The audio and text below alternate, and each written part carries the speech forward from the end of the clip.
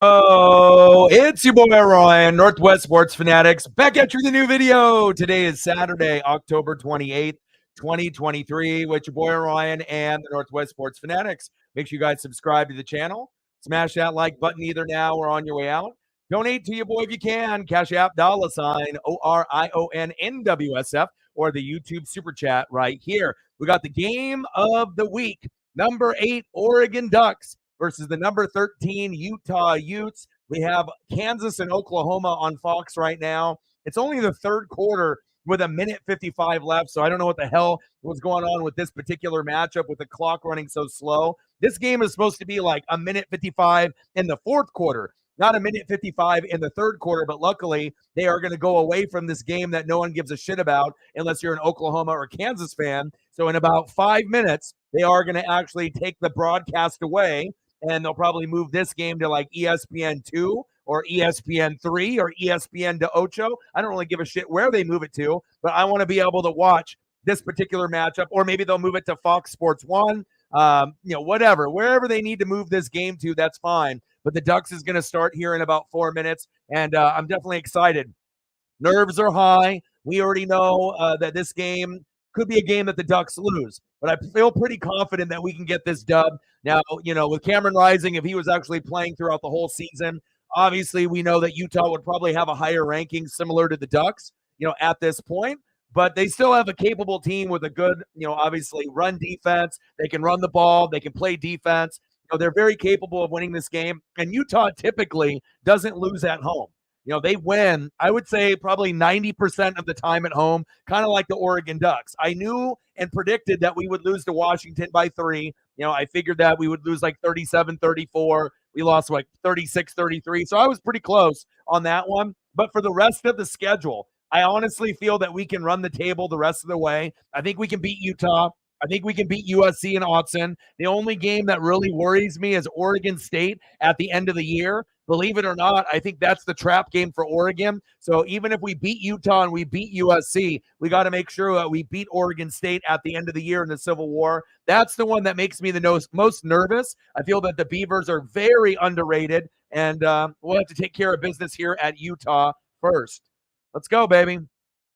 What's good, Matt? I was going to start the stream at 12:15, but I took Paisley for another walk, and then I realized that this game was still going long, so I didn't know if they were going to delay this game until 1 o'clock and wait for it to end. But luckily, they're smart. They know that a majority of the country is wanting to watch number 8 Oregon versus number 13 Utah. This is by far the best matchup of the entire weekend. So I'm glad Fox has its priorities straight. Sometimes they have that like contract where it's like, we have to finish the first game before we go into the second game. But I don't really think a lot of people give a shit about it besides Oklahoma fans and maybe Kansas fans. But again, some people may not give a shit about this matchup either. But I feel that a majority of the country is getting locked and loaded for this particular matchup. Let's go to Matt with some keys of the game. Keys to an Oregon win: the offense, run the ball, set it up with the RPO, the play action game, be patient with the deep shots in the passing game. I 100% agree. And one stat line that might be a little crazy for people to understand: Bo Nix, 182 for 232, 2,089 yards. But you know what the most glaring stat is, Matt? And you know it too. We have 19 tutties out of Bo Nix. And you know how many interceptions Bo Nix has? 1. So we're going to be very, very efficient today. And does he throw a pick today? It wouldn't surprise me. We're on the road in a hostile environment. Desmond and a few of the others picked Oregon to win. But, of course, Pat McAfee being Pat McAfee, him and Steve Smith, since Steve Smith went to Utah. They both went to Utah. So we'll see where it goes. But I'm feeling pretty confident that we can get the dub today. Be physical up front with the O-line. Yes. Joan Ellis, I agree. Block, block, block. Efficiently. You know it, baby. You know it. Then unleash the running game and let the RBs be the heroes. And you already know Bucky Irving's going to have a good game, and your boy's ready. I know, Matt, you're ready as well. You got your chain on. I got my chain on. Let's go. Let's go. The Duck gloves are here as well. Hey, the Quack Attack is back, Jack. You know it, baby. Let's go.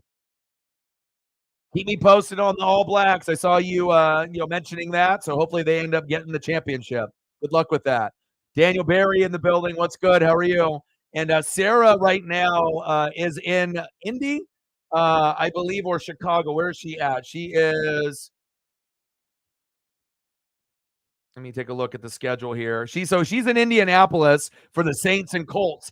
So she's there, just vacationing and eating food. Got a hotel, and then has tickets to the Colts game tomorrow against the Saints. So she will not be here today or probably tomorrow. So Matt, if you want to do lead mod duties, I would appreciate it. And like I said, we'll be able to go back and forth, and then maybe one day, once you get your computer and if you have good internet connection, maybe in the future you can actually call a game with me while we cover the Ducks. But the best part about this broadcast for me and Matt, we get the two best, right, in college football. Gus Johnson, Joel Klatt. These guys are my favorites. I got to be honest, out of all the people, I really like Madden and Summerall, from back in the day. I like kind of the grandpa voices, Keith Jackson that used to do the Pac-10, right? And obviously going back through some of, Harry Carey and going with, Niehaus and all the legends and all the goats, some that are with us and some that are no longer with us, that cover baseball, basketball, and football.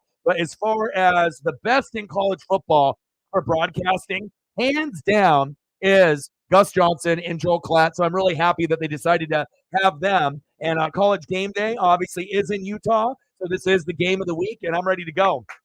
And I'm glad they switched it over, baby. Let's go, baby. So handle the mod duties for me, brother. Hopefully we can get to a hundo. Maybe we can get some goats to come in and show some love. And I'm ready to go. Oh, they moved it to FS1. Let's go, baby.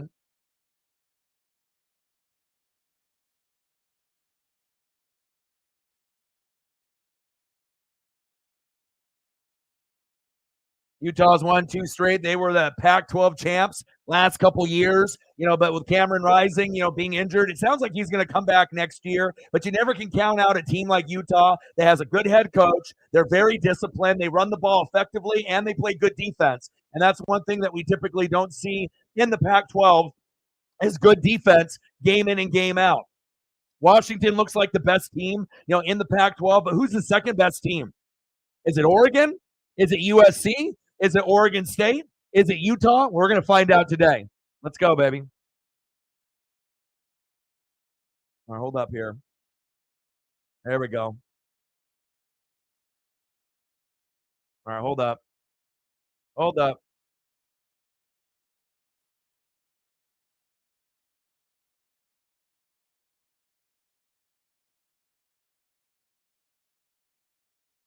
All right, here we go. ESPN, they be having some problems. People been going to sleep instead of working.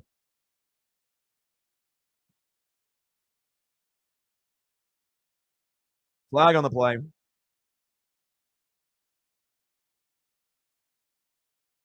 Utah crowd is very rowdy.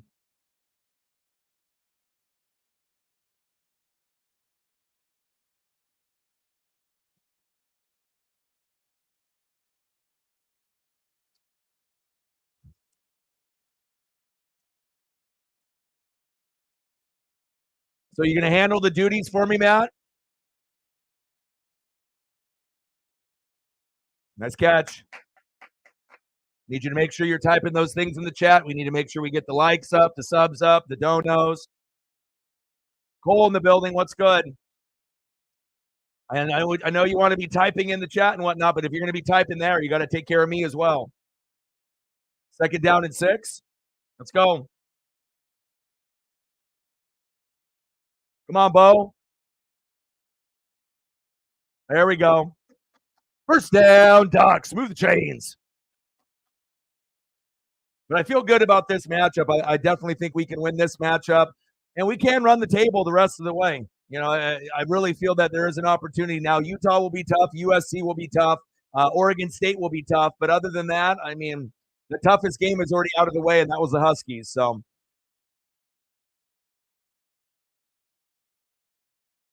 go, Troy.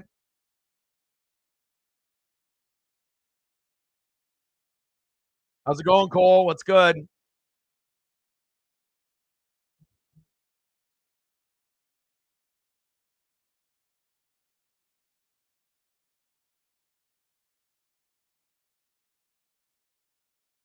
Check it down at 3. Shotgun set. Nix. Going long, going deep. Yes, sir. Yes, sir. First down, Ducks. Move the chains. Let's go, baby. We're off to a very good start. And again, Utah, like I said, they're always known as a good running team, a good defensive team, and they're at home, and they typically don't lose at home. But if there was a team that could come into Utah and win that's not named the Huskies, it's definitely the Oregon Ducks. Big facts. Let's go.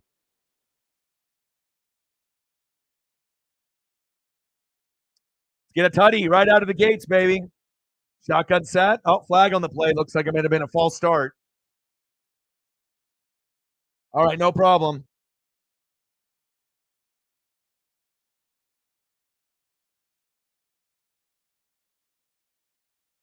Oh, offsides on the defense. I'll take that. Let's go. Thank you, Lauren, for helping out on the Twitter side as well. Twitter/X.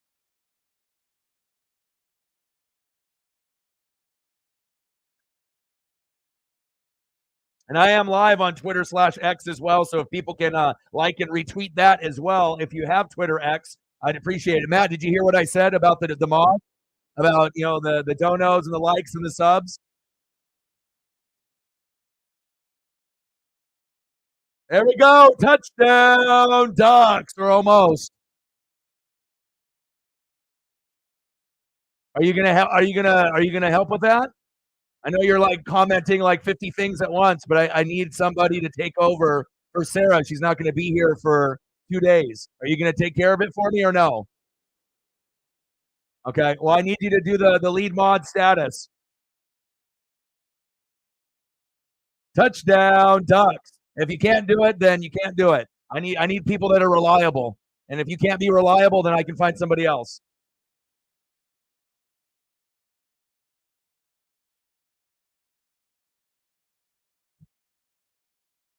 Go, Bo.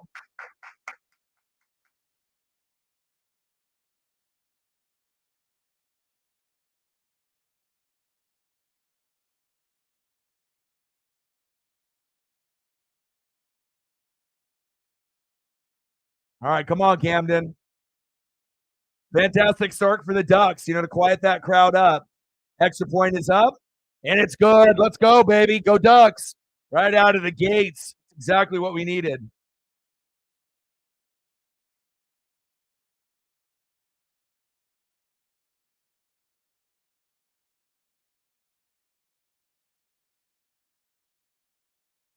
Hell yeah, great start.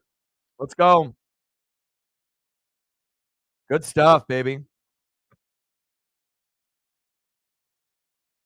I don't think you could have scripted a better start for the Ducks, and on the road. Things could have went a little bit haywire right out of the gate, so that felt real good. Getting off to a good start like that. And Sarah, even though she's vacationing, helping out on that Twitter side as well /X. So I assume that I'm probably the only one that's doing this game as well. So let's go.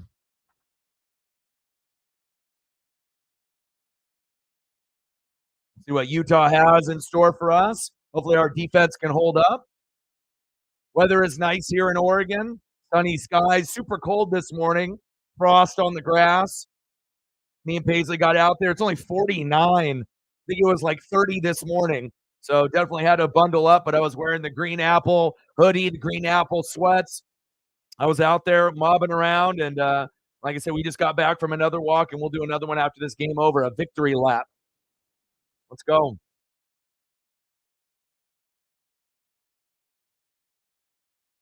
Let's go, baby. 20,113. So, 887 to get us to the next level, to 21,000 subs.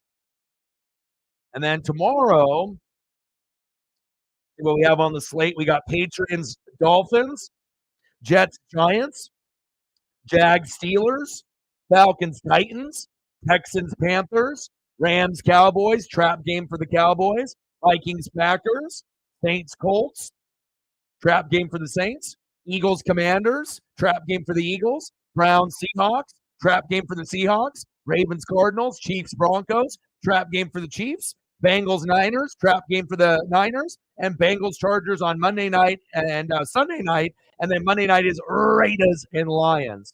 Let's go. Thank you for helping out on the Twitter/X side. Appreciate that, Sarah. Pizza looked good. You excited for tomorrow?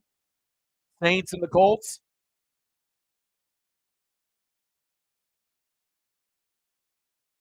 Let's go.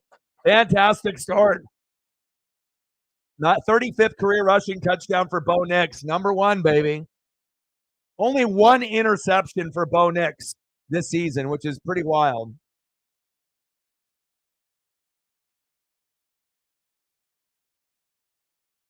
Utah 6-1, Ducks 6-1, USC 6-2, Huskies 7-0. And we're trying to get closer to the Washington Huskies, baby. Let's go. Fantastic start. Let's go. I mean, I was kind of praying and hoping that we would come out with a touchdown and punch him in the mouth. We've had a slow start, last week, and anytime you end up playing like the Cougs, if it's in Pullman, you might lose. But at home, we should have got started off a little bit faster, but we were still off that hangover off that Husky loss, so I get it, but on the road, 100% focus, and it's nice to understand that, we're trying to, if we can't win the Pac-12, we want to at least try to get to the Pac-12 championship or get to a very good bowl game, especially, if Washington's going to go to the playoff, maybe we can end up hitting, a Rose Bowl or something of that nature, depending what the playoff games are this year. Nice tackle. Let's go. Oh, New Janes.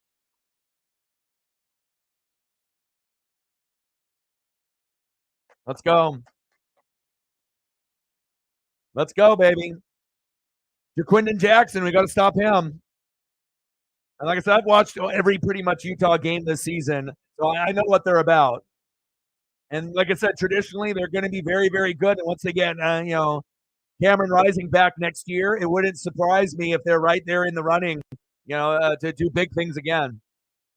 But obviously, when we're going to be going through the shift, this is the last year of the Pac-12. So, people are going to be going to different, conferences. I mean, we got Oregon, right? We got Washington. We got USC, and we got UCLA. I kind of wish Utah was able to come over to the Big Ten rather than UCLA. That would have been my preferred choice if we're trying to get the best teams to come over. Utah over UCLA would have been a smarter pick, but UCLA is pretty damn good at basketball for college hoops too, so that had something to do with it as well. Now, come on, Ducks. First down, Utes.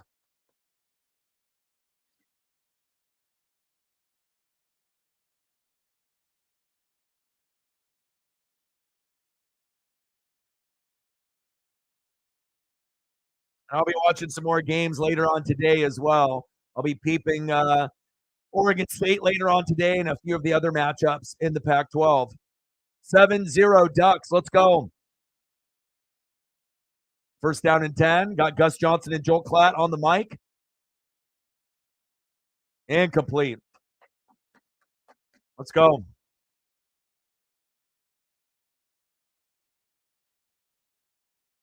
Let's go, baby.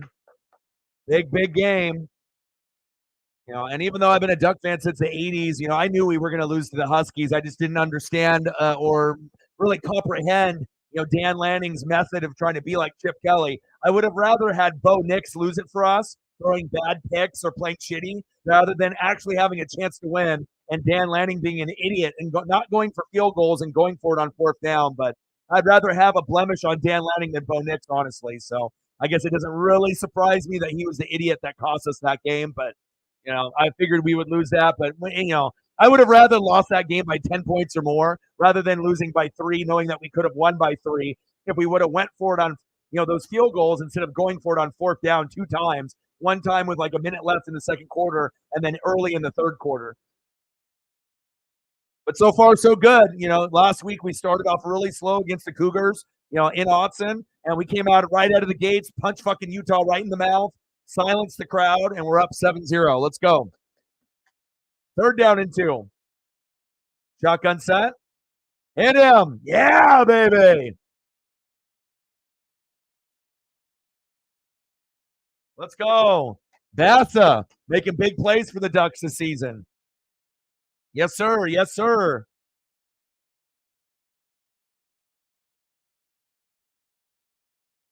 It's going to be close. I figured if the Ducks win, it'll be between 3 and 7 points. That's my prediction. I'd be shocked if we win by 10 points or more. But you never know. One big defensive play, like a fumble for a touchdown or a pick for a touchdown, could end up beating the spread. And then it could be a 10 to 14 point win for someone, or 10 to 13. Incomplete. Flag coming out. Oh, man, Juice, that was an incredible game, man. But that's what happens. Corbin Carroll is a superstar, right? But now we're starting to realize that Corey Seager and Adolis Garcia are trying to get into that superstar status. And if they end up winning the World Series, which they will, right, that will be a moment that we'll remember forever. Bottom of the ninth, down by 2, Seager, 5-3, 2-run homer, 5-5, and then Adolis Garcia with the solo jack, the walk-off. And now, instead of the game and the series maybe going 7, maybe Rangers in 6, Rangers in 7, maybe Diamondbacks in 7, it might be Rangers in 5 now. Just because I don't know how you really come back from that emotionally if you're the Diamondbacks. You know, I love me some Seawald. He fucked up in that game. I love me some Corbin Carroll and Ketel Marte, you know, being from Seattle. But, you know, I would assume that the Rangers, you know, could win this in 6, but they might even win it in 5 now. Oh, flea flicker. Get him! Good defense. Out of bounds. Let's go. Yeah, I'll be watching tonight. There's a lot of stuff going on. Blazers ended up losing last night. I'm not surprised. But matchups that I'm going to be watching later. What do we got going on later today? We got USC in California. USC should win that easily. Washington over Stanford. Washington should win easily. Ohio State over Wisconsin. Ohio State should win easily. UCLA, Colorado. It will be a little closer, but UCLA should win. And then Oregon State and Arizona at the end of the night. Handoff. Good hit.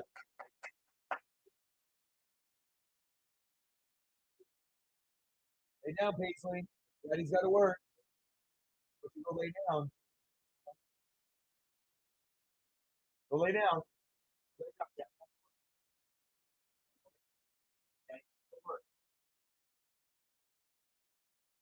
Lay down. Or lay down on the couch. Lay down on the couch. You can have. I'll come get you in a couple hours. Okay? Love you.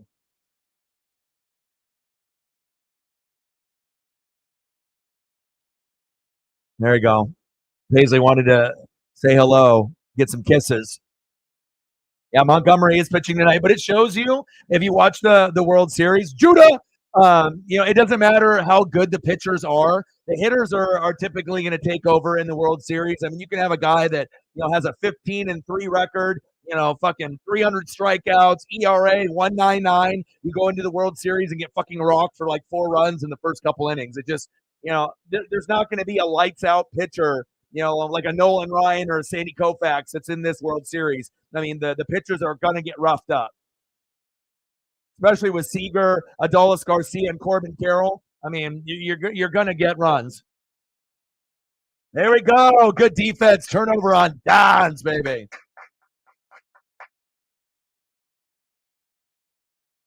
Let's go. Great defense by the Ducks. Yeah, but the thing is that the Diamondbacks are the underdog. You know, they're very good on the road. But emotionally, if you're going to lose that game, they're not going to be able to recover 100%. You know, I've been watching sports since the 80s, you know, and I'm not going to know everything. I'm not going to be right all the time. But I know in sports, it's all about momentum. And sometimes when you have a crushing loss like that, you know, I don't know if they're going to be able to come back from that. Like I said, I'd be very shocked, you know, if we actually get a Diamondback World Series champs at the end of the day, if they could actually fight and force it to go to Game 7 and the Diamondbacks win in 7. I don't know. I thought that could be a possibility if they won the first 2 games on the road. That was the only possibility that I had in my book, that they were actually going to win the World Series or stretch it to 7. And you ended up being ahead the whole game. You lost it with Seawald. So not only is Seawald's confidence shaken, I think the Diamondbacks' confidence is going to be a little shaken too. And that was such a big emotional win. You could argue that was the most emotional win in the playoffs out of any game that we've watched. I mean, how many games has it gone down to being 5-3, bottom of the ninth? 1 or 2 outs, and all of a sudden Seager hits a 2-run jack to tie it. Seager never shows emotion, and he was screaming, which I would have been too, right? And then you already knew Adolis Garcia coming up. At some point, he was going to go yard, and he had to wait for that dramatic time, to do the walk-off and for them to win. So we'll see what happens. I mean, I definitely like rooting for the underdog, but the Rangers feel kind of like the Astros last year. And I think that the Diamondbacks are better than the Phillies last year in the World Series. But after losing that emotional game, I don't think they're going to be able to recover.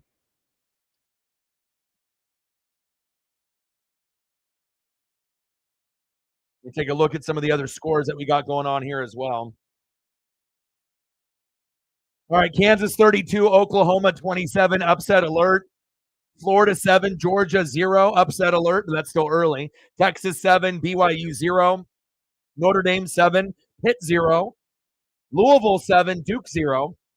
Final scores, Florida State 41, Wake Forest 16, Penn State 33, Indiana 24. That game was a little closer than it should have been. And then the rest of the matchups are tonight. USC Cal, Washington Stanford, Ohio State Wisconsin, Colorado UCLA, North Carolina Georgia Tech, and then Oregon State Arizona at the end of the night at 7:30. I'll be watching that for sure. I got to be able to scout on Oregon State. So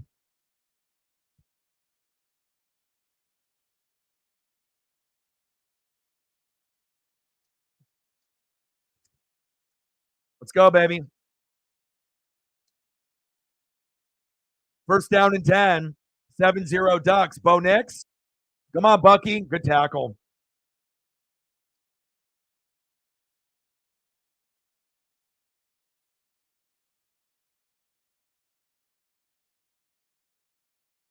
Wow. Utes are saying they have the football. Did Bucky fumble that? Hike the ball before they replay it. Uh-oh. Did he strip the football out?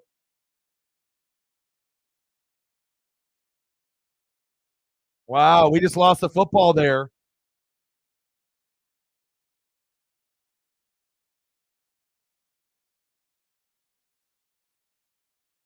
Tafuna with that fumble.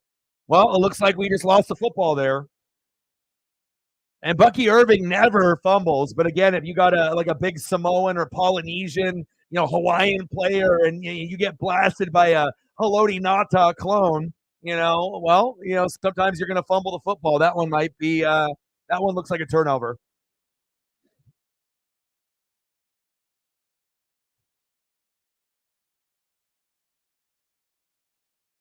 I mean, Haloti Ngata was kind of known for that as well. The big hits, and he could strip it away as well.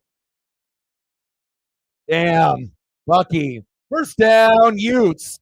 Well, that was shitty. But hell, I mean, it makes for good football. Not everything is going to go our way. I mean, these are two teams that are in the top 13. Second turnover this season. I mean, we only have one interception with Bo Nix all year. I don't think a lot of people realize that. That's a big part of why we're 6-1. Running the football effectively. Bo Nix only has one pick. And the defense have actually shined this season. The defense has been much better than anticipated. Come on, Ducks. First down and 10 for the Utes. Barnes. Handoff. Our defense is very stout. We got a lot of young players, and I thought our defense was going to be bottom 4 in the Pac-12, not top 4. But it shows you, Dan Lanning and the rest of the coaching staff has got the team motivated. Not a whole lot of NFL talent, though, on the Oregon Duck roster. Maybe a few pieces. Troy Franklin, Bucky Irving, Bo Nix. Jackson Powers, the center. Uh-oh, Utah's got a player down.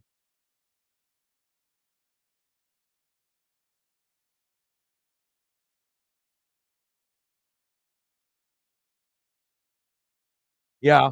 Like I said, I try to watch as much as I can and scout, the Pac-12. And honestly, I mean, I've been watching the Pac-12 when it was the Pac-8. I know I look young and whatnot, but I mean, I've been watching football since the 80s. So just to be able to see where things have gone from the Pac-8 to the Pac-10 to the Pac-12, and now we don't even exist anymore after next year. And then I'm still kind of like in shock that we're in the Big Ten. Like it still hasn't really hit home, and it probably won't really hit home until we actually play like Michigan, next season. We start getting into that Big Ten meat of the schedule and whatnot. But Oregon, Washington, USC, UCLA will be cool. I think it should have been Utah instead of UCLA, but again, they like those California teams, and it still can keep that USC UCLA rivalry intact. Same thing with Oregon and Washington with that rivalry intact as well. Even bringing in Oregon State to the Big Ten, I think would be a good idea. I don't think people realize that like Washington State and Oregon State, they might be lower schools, but they would fit in just fine in the Big Ten. And honestly, if you brought in Washington State and Oregon State, they would compete with Wisconsin, Iowa, Michigan State, and some of those other mid-level teams. I think that they would be right in the thick of things. But, we'll have to wait and see kind of where those teams play out if they join the ACC or the WAC or the MAC or some other fucking conference. But I just hate that the, Big 12 and some of these other conferences are ultimately folding, and now it's like two super conferences, the SEC and the Big Ten, but it is what it is. Let's go, baby.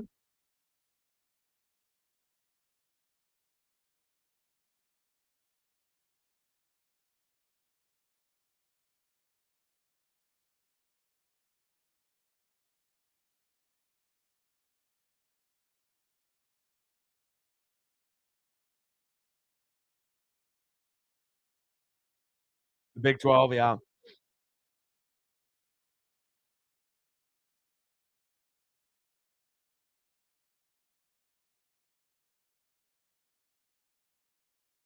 Taking a look at all the scores and everything, keeping updated with everything.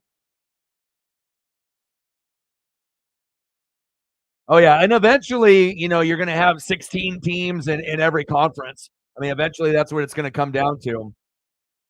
You'll have 16 in the Big 12, 16 in the SEC, 16 in the it would have been Pac-12 at some point, but Big 10 will have 16, SEC will have 16, and maybe Big 12 will have 16.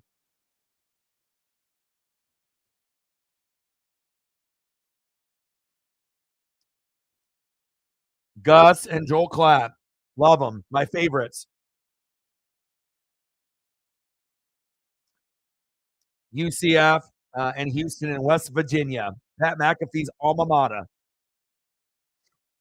All right, 2nd down and 7. Let's hold him to a field goal or a turnover. Hand off. Hit him. There we go. Ducks defense is swarming. Let's go.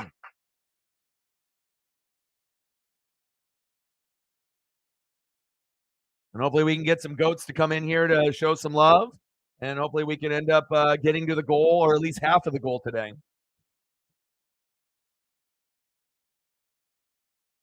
3rd down and 5. Let's go, baby. Go Ducks.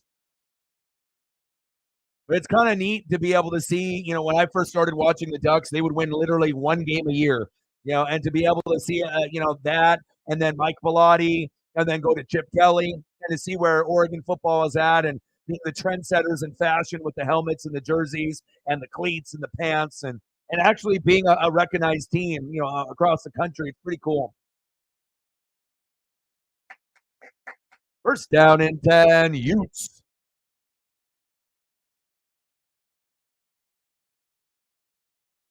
Go Ducks.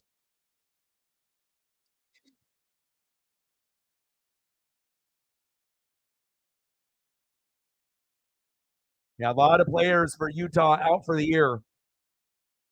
Hit him! Who the hell is he throwing that to? Wembenyama? That might have been the only person that could have caught that pass. Incomplete. 2nd down and 10.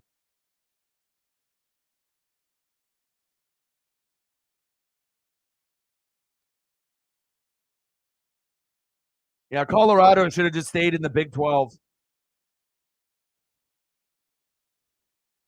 But they have Deion now. So, the things are going to get better and better because you see like the athletes and the rappers, they blindly just support Deion regardless if the team is good or bad.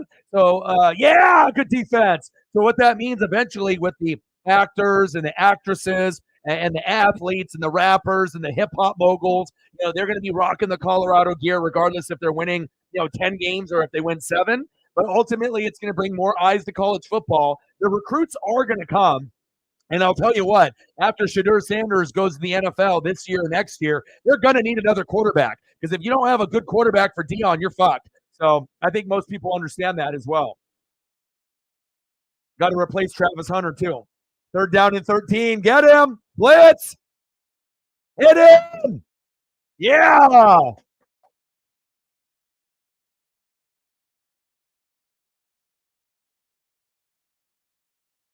Let's go. 10 a.m. in Maui. A duck sack brunch. Not just a sack lunch, but a sack brunch. We might have some sack brunches today. 32-yarder would be amazing if he would miss, but I know he won't. Kick is up, and it's good. 7-3 Ducks. Let them know. We got to try to get those likes up. On every stream, we got to try to at least try to go for a minimum of 20, depending on how many people we have in the room or that people that come in and come out. That'll help the algorithm, and then hopefully we'll get our first dono to start a dono train, and then we'll go from there. But so far, 7-3 Oregon. Let's go. And if there's any other games that people are watching, either for betting purposes like Judah or just in general that I need to be watching, let me know. And that way I can obviously flip that on as well.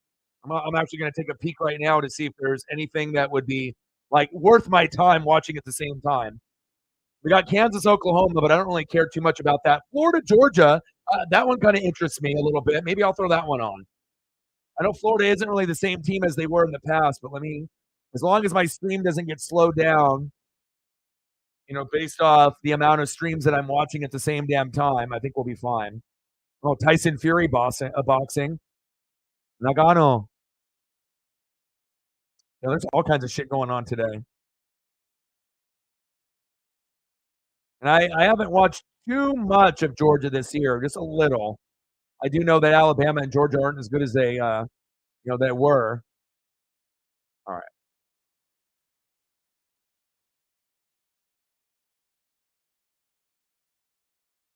All right, I got the Florida and Georgia game on here as well.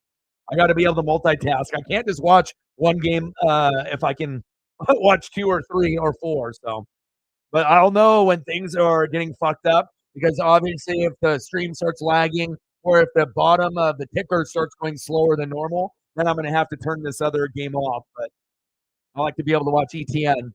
ETN's brother, the other ETN on Florida. And we already know how the Jags ETN is doing. So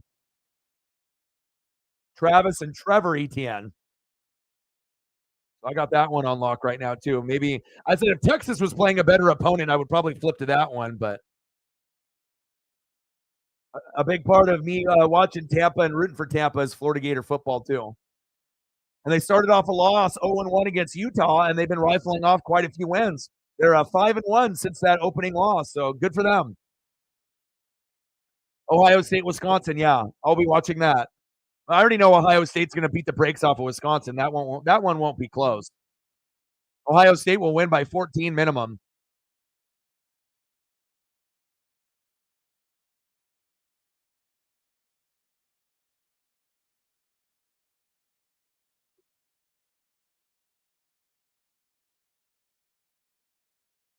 All right, 11 more likes to get to 20.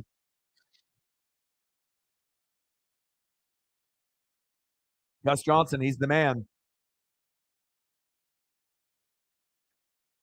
Gus and Joel Klatt, the best in the business, baby. All right, Utah kicks off.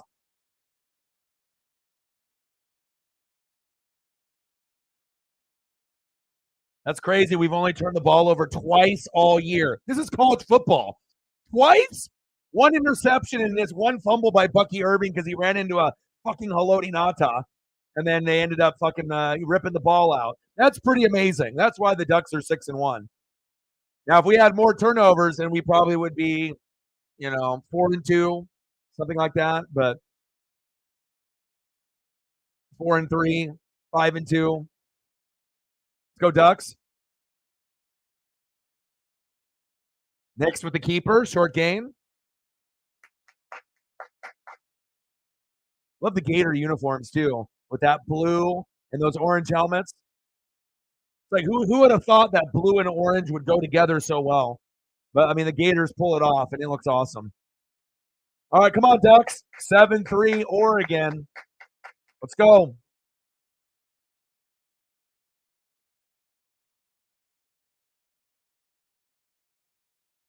Second down at 7, shotgun set. Bo.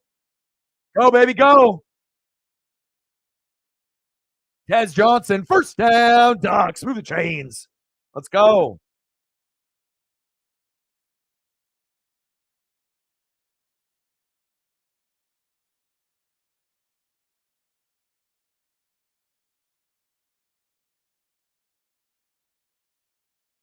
Justin Herbert's little brother. Nowhere near the talent of his brother Justin, but still pretty cool. You know, they're local. They didn't live too far, you know, in Eugene, Sheldon High School. 7-3 Oregon, first quarter, second down and 1. Trips left. Let's go, baby. Let's go, Ducks. Go, Bucky. There we go. Nice little cutback. First down, Ducks. Move the chains. Can the Sixers win in Toronto today? That's a good question. How did the Sixers look in the first 2 games? Next, going deep. Got a man.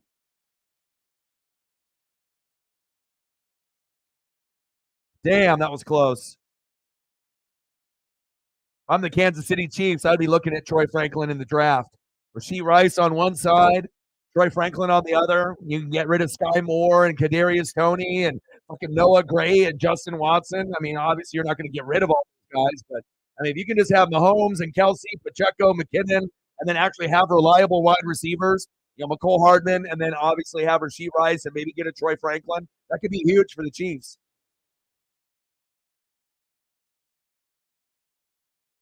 Short gain on second down, third down in about 5 or 6.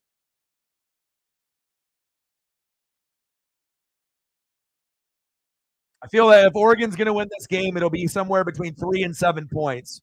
It is possible that it could be 10 points or more, but you got to give Utah the respect. You know, they are at home. They're a good football team. A lot of injuries, and they're still 6-1. 7-3 Gators over the Bulldogs for Georgia. 7-3 Ducks up on Utah. Let's go, baby. Bo.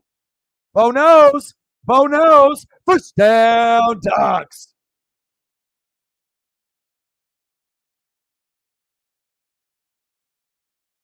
Let's go.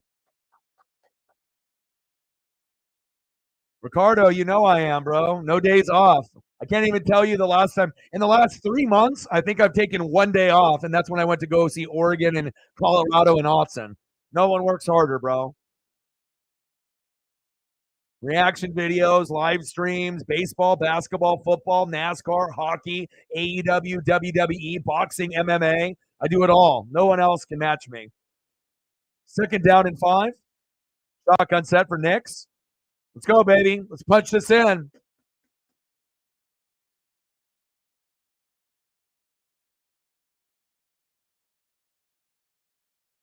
Audible at the line. Shotgun set. Knicks, good pressure. Wide open. Touchdown, Ducks.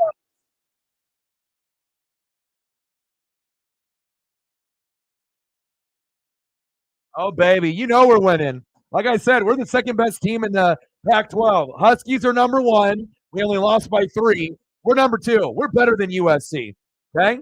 We're better than every other team that's in the Pac-12. The only one that really worries me, and it's not even Utah or USC, it's Oregon State. That's the team that worries me the most. That's the trap game. Like we literally could go, you know, whatever, 10-1, 9-1, play Oregon State and lose. It's very possible.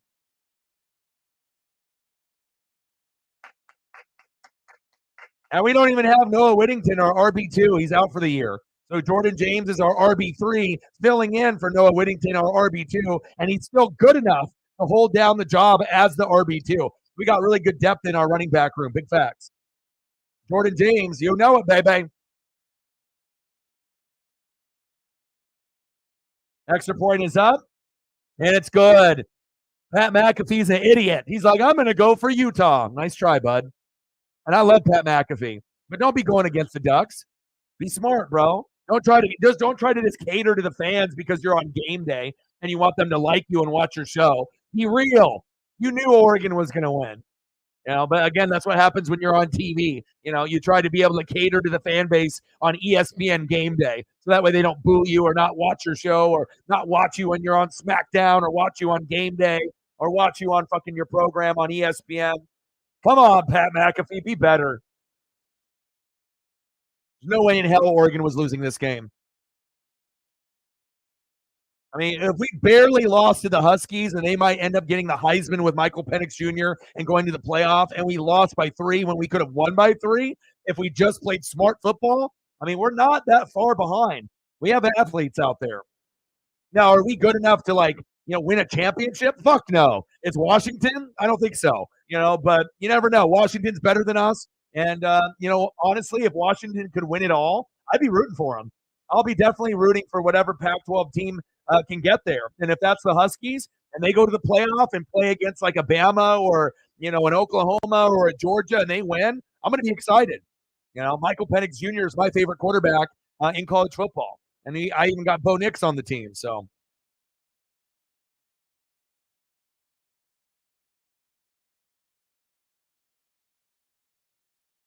Matt, I don't know if you want to look ahead, but what are the games that are going to be the playoff? Is the Rose Bowl part of the playoff this year out of the games or no? If someone knows that information or can look it up for me on ESPN and just go through the tabs and look to see what games, is it like the Rose Bowl and the Orange Bowl? Is it the Rose Bowl and the Fiesta Bowl? What are the 2 bowls that are the playoff games for the final 4 teams? Because if the Rose Bowl isn't part of the playoff, maybe that's the game that Oregon can shoot for as the second best team in the Pac-12. Like Oregon versus Michigan or Oregon versus Ohio State. That would be cool. I would take that. Of course, we would be underdogs and no one would expect us to win, but I like being the underdog. End of the first quarter, 14-3 Ducks, baby.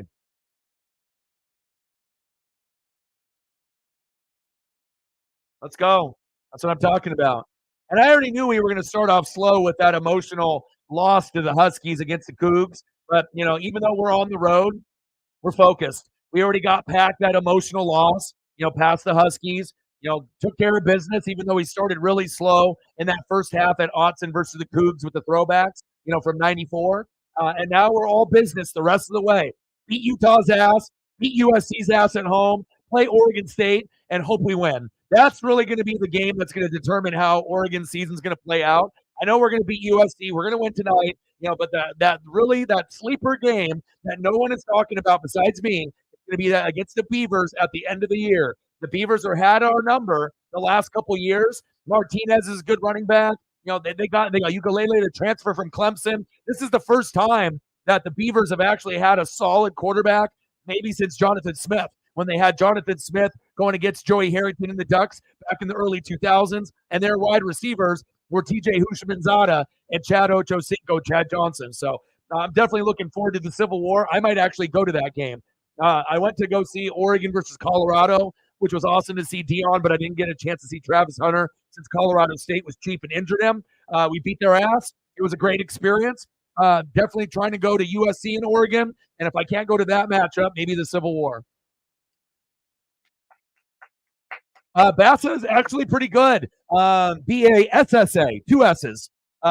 He actually has been pretty good. We don't have very many quality players on defense that we can rely on. There is no Kayvon Thibodeau or McKinley on the back end or Christian Gonzalez at corner, but we do have some pieces that have been stepping up, and like Noah Sewell last year that we had. But Bassa actually has been pretty good for us.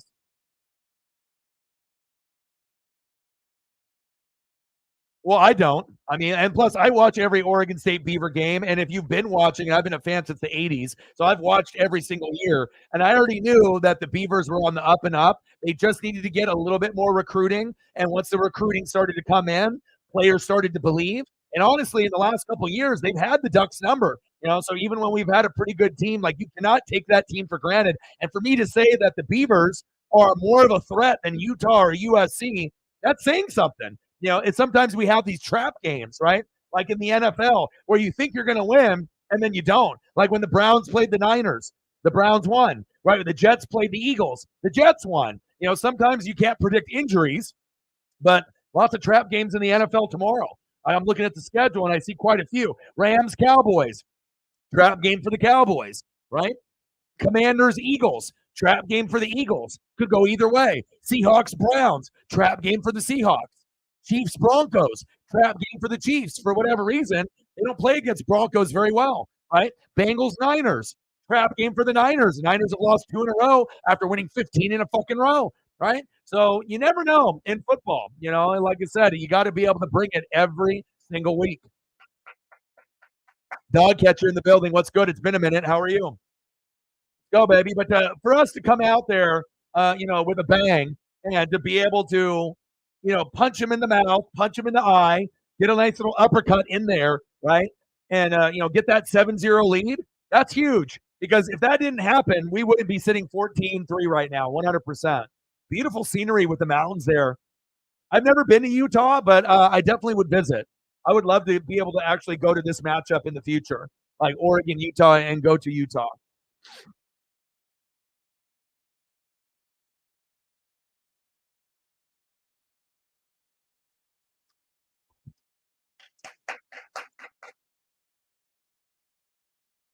Bad week for picking, Juice. Yeah, if you're talking about parlays.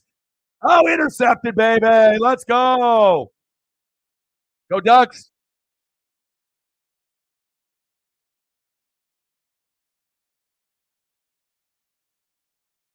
Yeah, plus someone's got to hold it down for the Ducks on YouTube. I mean, I'm the only one that really reps the Ducks or the Mariners, full time.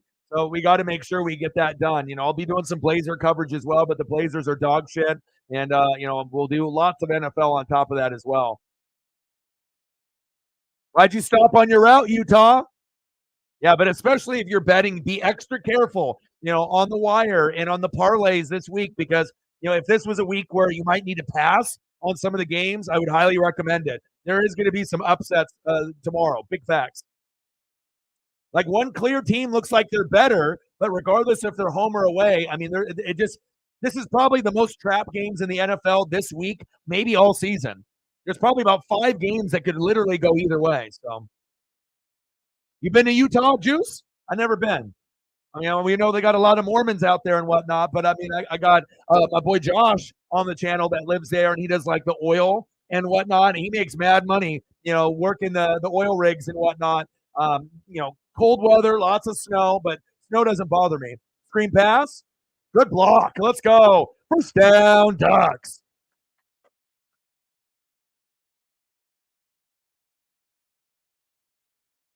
Go, baby.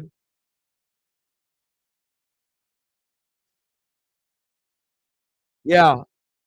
You live in Utah? Nice. Well, same thing with Oregon. I mean, we don't necessarily have the desert. We have sand dunes if you want to ride quads and whatnot.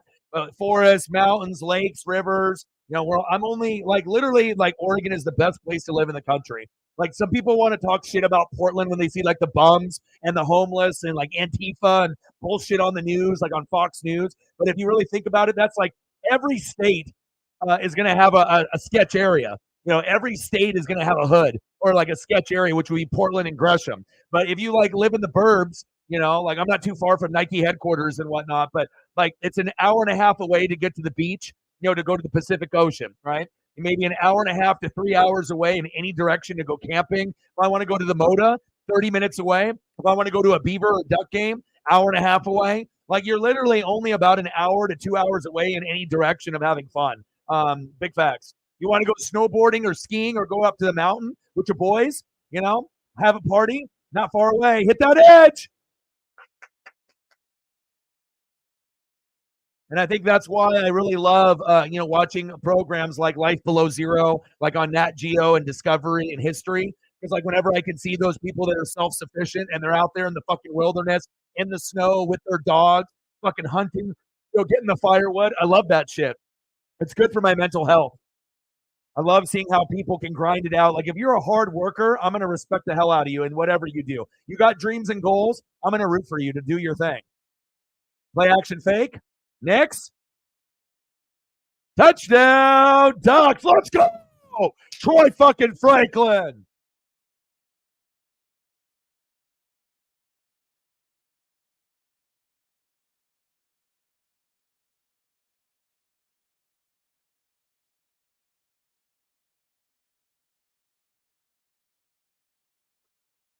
Let's go.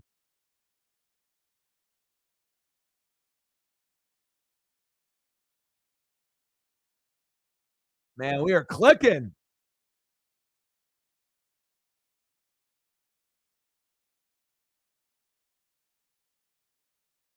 Extra point is up, and it's good.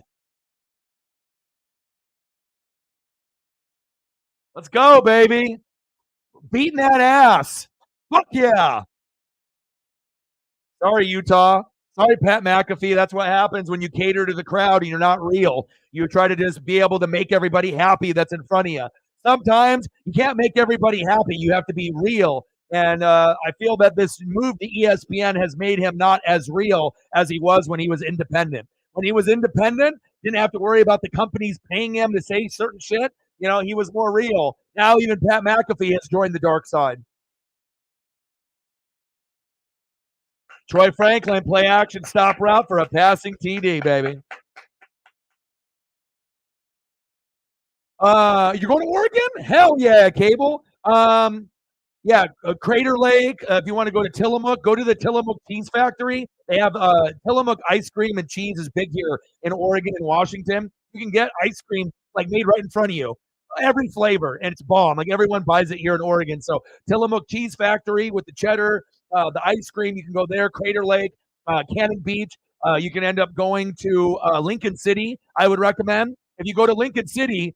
And if you end up going there, they have an arcade there, and then they have a place called Moe's. And if you go there, they have the best seafood. You can get a bread bowl, which is like a big thing of bread hollowed out with the clam chowder. I'm not sure if you're a seafood kind of guy or not, but if you end up going there, they got crispy shrimp, bomb food, you know, pretty much all the way there. They got some little outlet malls. So if you like Ralph Lauren Polo or Nike or Adidas, you know, they got a couple places over there as well.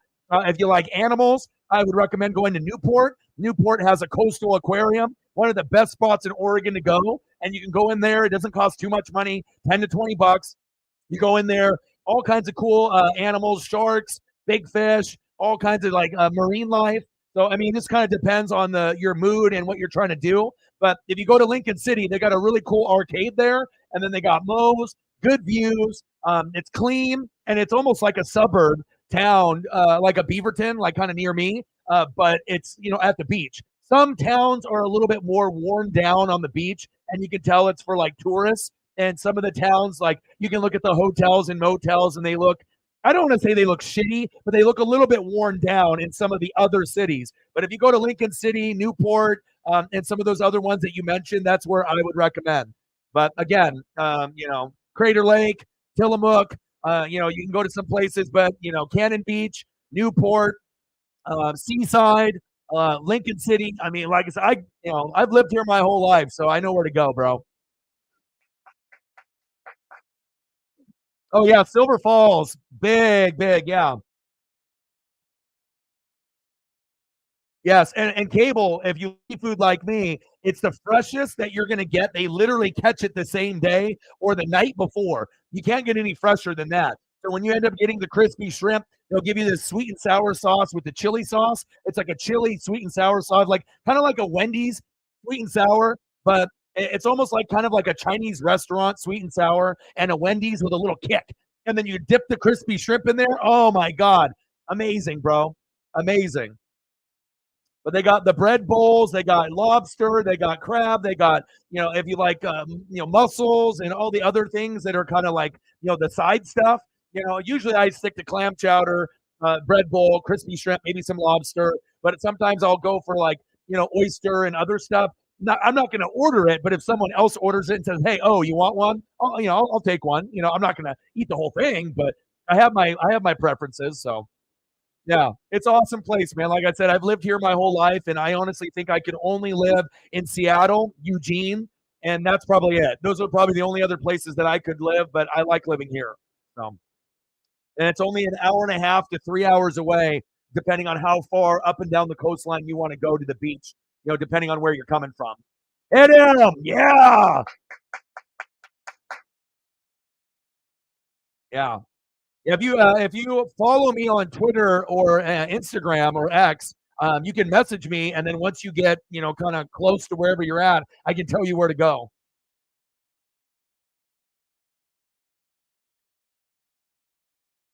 But it's amazing, bro. So good. The seafood place is called Moe's. It's famous here in Oregon. Shotgun set. Wrap him up. There you go. Good defense. 21-3. I don't know why it says 23. Come on, ESPN. Get off your ass. Someone went to go take a shit and forgot to update the scoreboard. Update the scoreboard. Get off the shitter.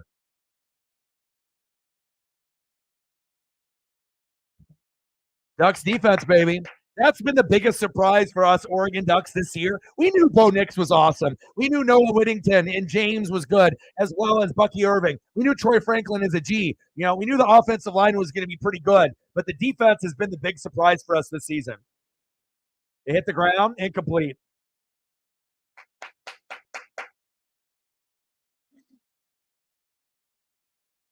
Oh, but you're going to love it, bro. It's beautiful here.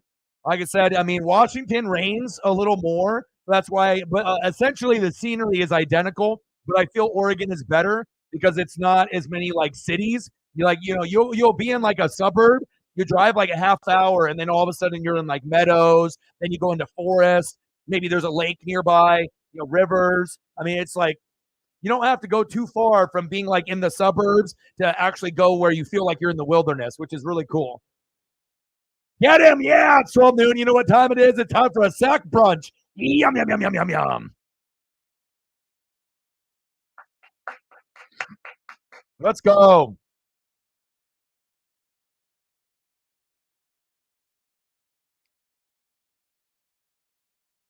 But I don't think I would ever leave Oregon. I mean, I've lived here my whole life, and unless I got some kind of special opportunity, in California or something. But I mean, the crime and the traffic and the cost of living, no thanks. I would rather stay here in Oregon. And honestly, if I had a choice between Cali and Seattle, I would go to Seattle. That way I can at least watch the Mariners. Pass incomplete. 38-33 KU. Ooh, Cole.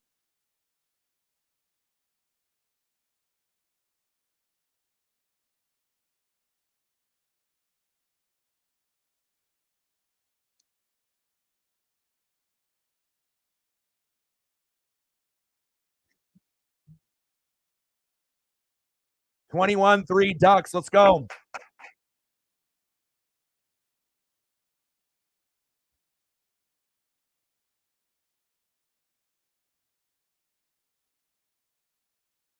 Nice pass.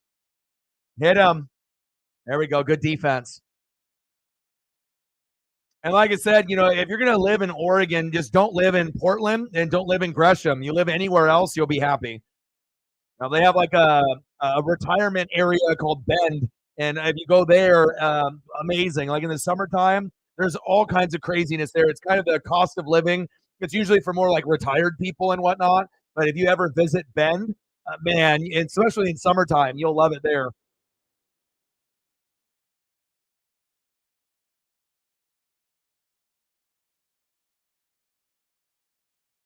But I just like it, where I live, it's like I'm literally, 30 minutes to 3 hours away from fun. If I really want to go camping, maybe 2 to 3 hours, 2 to 2.5 hours, go to the beach 2 hours, maybe three if you go further, depending on how up and down the coastline you want to go, how far you want to go.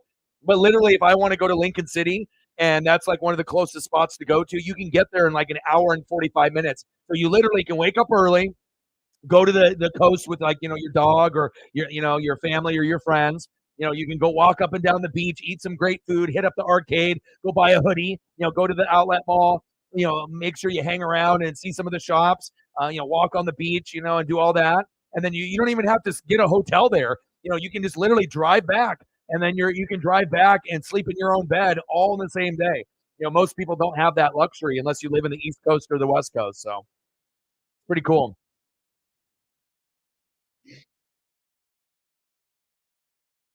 Oh man, you have no idea. Like deer hunting, elk hunting, chuckers, whatever you can imagine. You know what I mean? It's fishing out here too. Sturgeon. Columbia River, Willamette River. I mean, it kind of just is salmon. I mean, I guess it just depends on what your vibe is and whatnot. Trout, but it's really pretty. And the people out here in Oregon are really nice. Some people are. You're going to get dickhead people in every state, but I feel like we're pretty laid back people here. And then there's wineries, breweries, dispensaries. Everything is legal. So if you want to be able to go get a drink, or if you want to go to a dispensary, there's like a billion of them. There's like it's pretty sweet, man. There's no really reason for me to leave. Northwest Fishing Secrets, nice. Yeah, I watch Wicked Tuna. I don't know if you ever watched that on Nat Geo, but I've watched that since the very beginning of that show, just like Swamp People, and I love being able to see things that are on the water or in the wilderness. So it's like when I'm not doing sports, I'm looking for Wicked Tuna. I'm looking for Life Below Zero. I'm looking for like those type of shows, Mountain Men. To be able to see how people live in that kind of lifestyle. Very cool, especially if you're like a city boy or like a city person. To be able to get out there with nature. And like I got a American Staffordshire Terrier. There's kind of like a pity, and Paisley's too. And like I said, she's so adventurous. So it's like I'm always outside, about 2 hours every day with her. And and I've lost like 70 pounds since COVID, and she's dropped about 15. So we definitely like to get out there in nature, especially when we're not doing the YouTube thing. Oh yeah, one of my favorite programs, man. I fucking watch that shit religiously. So sweet. Imagine going tuna fishing and getting a $10,000 tuna, bro. Floater incomplete. What a thrill that would have to be. A lot of boat expenses with gas and everything else, but the competition and being able to go out there would be amazing. Holding. Patrick Herbert with the hold.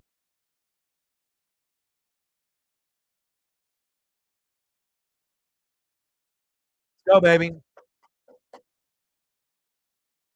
But I can honestly say, Oregon is one of the most beautiful places in the entire country. I've been to Oregon, Washington, California, Japan, and then on business, I went to Illinois. I went to Chicago for a few days, like 4 or 5 days. Dangerous as hell, but the food is amazing. Jordan James, short game. Pat McAfee thinking Utah was going to win, you silly fool. I don't care if you went to the school Steve Smith, senior, you ain't winning this game. Not against the Ducks. Sorry. Second down and 9.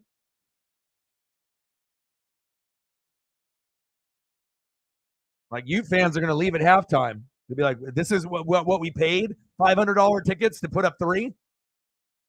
The Oregon Ducks for you, baby. We have athletes.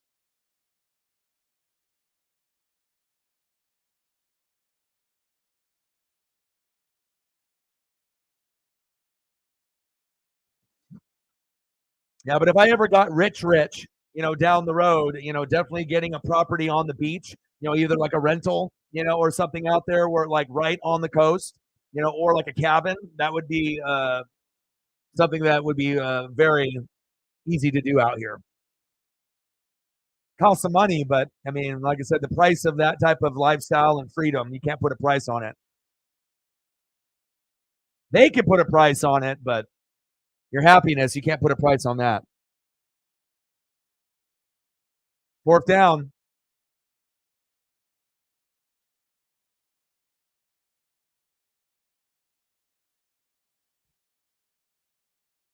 Should have started pounding the rock from the very beginning there, especially when we're up 21-3. And if it wasn't for that fluke, play by the Utes ripping the football out of Bucky Irving's hands, we would probably be up 28-0 right now. All right, no worries, Cable. Take care, brother. Optimus Prime to Cable Prime. Later, bro. All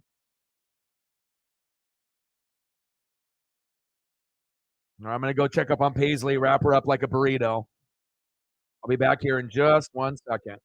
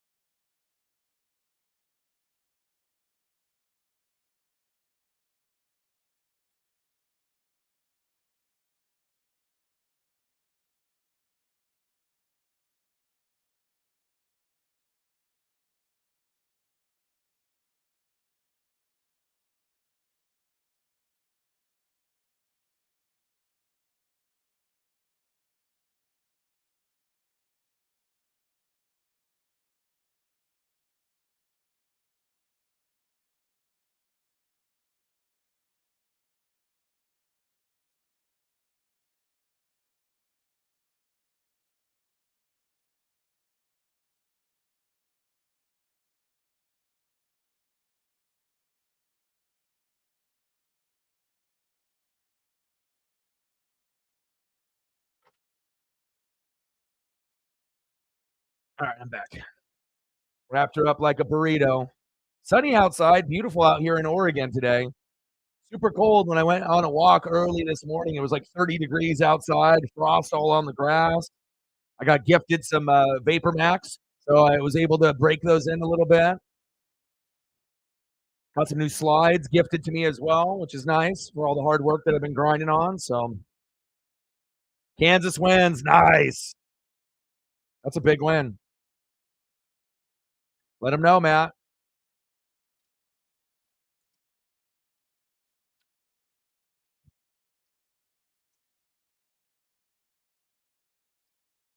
I appreciate you helping out. And like I said, we'll see. I think Sarah's going to be gone tomorrow too, but we'll figure out if I end up doing Sunday Night Football, if I just do reaction videos all day. I'll probably just do a few reaction videos, like 3, and then do the game and then maybe do one after. I mean, it's not the best matchup, obviously, on Sunday night. It's the Bears and the Chargers, and I don't think we're going to get Justin Fields playing, but I like to be able to check out Herbert as much as I can. Football is such a limited time that if you get lazy and act like, you bitch and moan and complain about not being able to watch football, and then when football is finally here, and then if you ignore it, and then all of a sudden you look up, you're like, oh my God, it's week 12. Like, what did I do? So I like to be able to soak in as much football, every season. I'm trying to watch, 5 NFL games, 5 college games, every weekend. And some of them I have to record and watch later, or the next day. Hit him. There we go.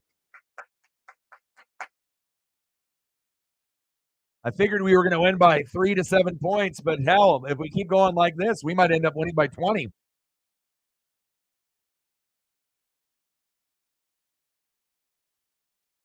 They were overconfident. They're like, we're 6-1.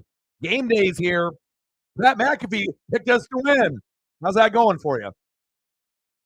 21-3 Ducks. Let's go.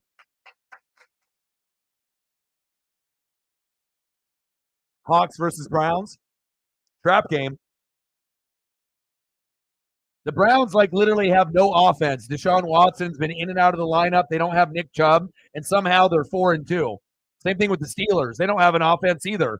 They just got their first rushing touchdowns by Najee Harris and Jalen Warren last week of the season, and they're 4-2. But the reason why both teams are 4-2, Myles Garrett, TJ Watt.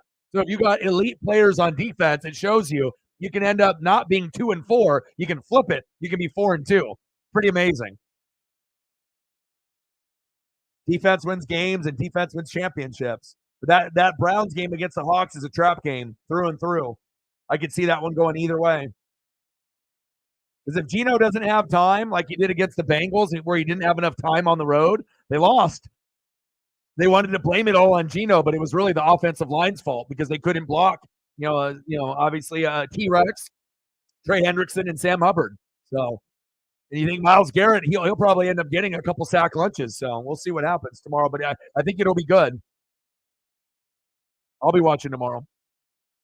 Then I just have to decide on what game I want to do tomorrow.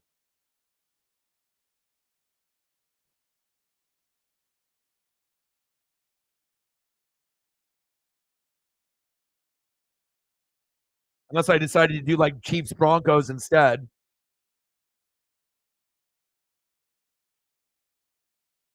Handoff. Short game. There we go. Good defense.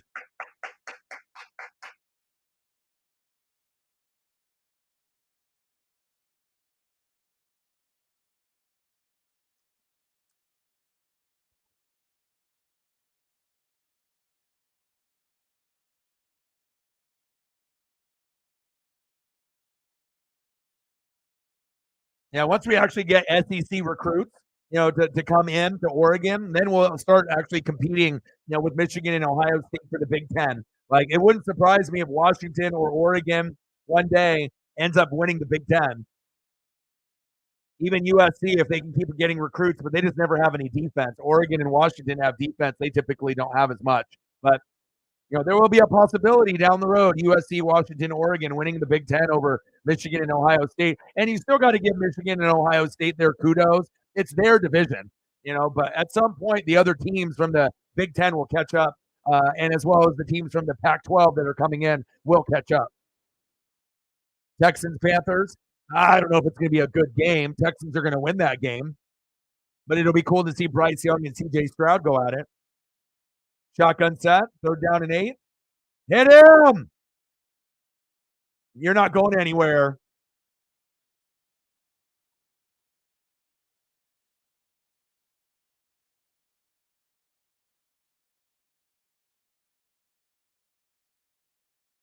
Look at the speed that the Ducks have.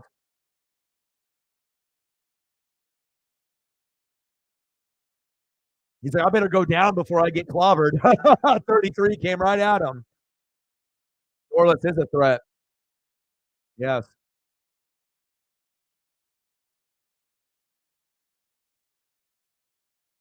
And this one feels good because I know Dan Lanning made this personal. You know, after us losing to the Utes the last couple times, like when we went to the Pac-12 championship game, we played them in the regular season, got our ass kicked, played in the Pac-12 championship, got our ass kicked. We haven't forgotten, you know, so this one feels good. Payback. Payback's a bitch. Vikings, Packers. Yeah, if the Vikings defense plays like it has in the last couple of weeks, they'll beat the Packers. Packers aren't as good as they were in years past. Yeah, big win for Kansas for you.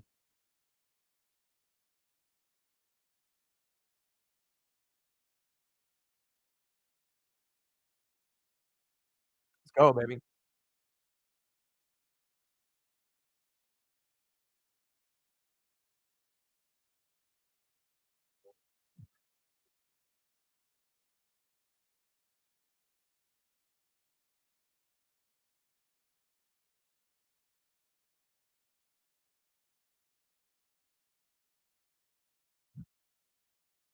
Georgia 24, Florida 7. That's tough.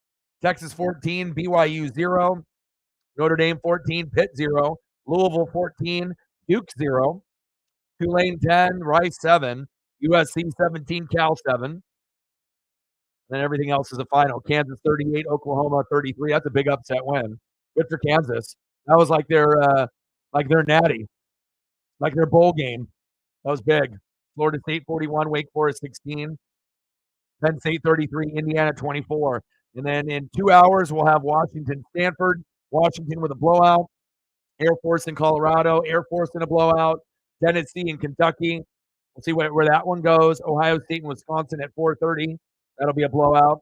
And then Ole Miss, Vanderbilt, Colorado, UCLA, which will probably be interesting for at least the first half. Maybe Colorado will get the upset. We'll have to see how Shedeur Sanders plays. And then Oregon State, Arizona. And Oregon State's ranked 11th. I love it, man. It's cool to be able to see them at 6-1. Ugalele, 15 touchdowns, 4 picks. Dennis Martinez, 676 yards and 3 tutties on the ground. Bolden with 4 touchdowns in the air. Oregon State will be a real fun game. I might try to win. I might try to go to that game, man. So there'll be a lot on the line.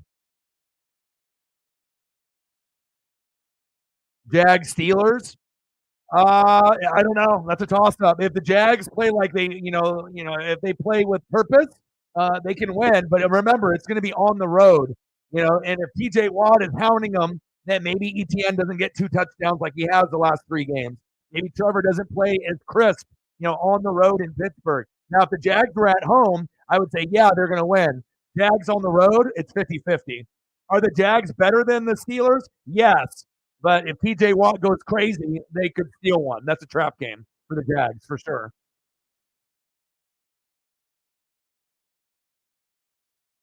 That's a tough. I don't know if I would be betting on that one, because I think a lot of people, if they blindly bet, they'll be like, Jags, easy. And then all of a sudden the Steelers win by 10 and you lose money. You know what I mean? You got to really, kind of dig deep and look at the injury report and kind of see how things go. 2nd down and 6 for the Ducks, back on their own 13-yard line. Shotgun set. Nix. Pump fake. Get rid of it, Bo. There we go. Good run. Chiefs, Broncos. It's a trap game. And obviously last time they played a couple weeks ago, the Broncos kept it a lot closer. The Chiefs offense normally is good was bad. And the Broncos defense normally that's bad was good. So, it's like the Chiefs was terrible. The Broncos D was normally terrible, was good. So it's like the complete opposite happened in that game. But after what the Chiefs did last week, I would assume that even though they're on the road in Denver, hopefully they beat that ass because I got Mahomes in fantasy. I need like 30 points, 35 points for Mahomes. Rashee Rice, baby. Travis Kelce, Pacheco, incomplete. 3rd down and 5. Utah's defense playing good here. Intended receiver.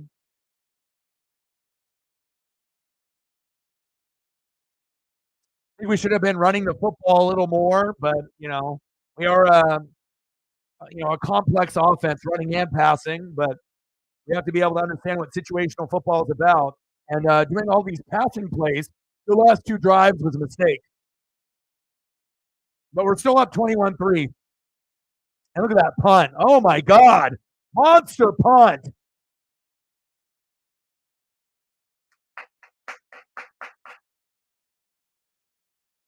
But let's be honest, Matt. I mean, the way that, everything is going, I mean, I don't think anybody, even Duck fans, predicted this. I figured at this point of the game, it would be like 14-10 Ducks, something like that. Or maybe we're down 14-10 and we'd come back in the second half. But I'm glad that we came out, punched him in the mouth early, and that led to that second touchdown. I'm not trailed by 18 plus at home. What did it say? In a long time. Utah. Yeah, Oregon's winning by a blowout.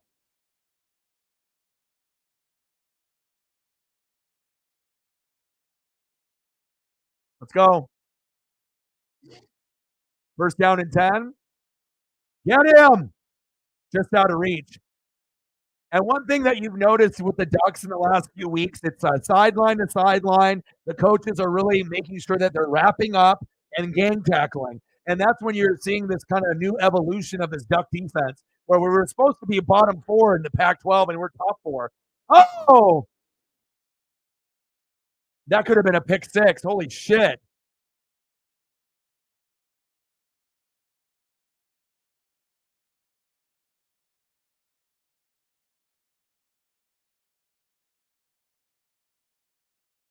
Hit him. 1st down, Utes.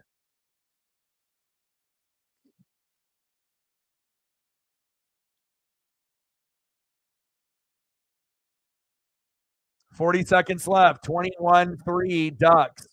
Proud of the way that Oregon has came out into the first quarter and second quarter here. Fantastic start.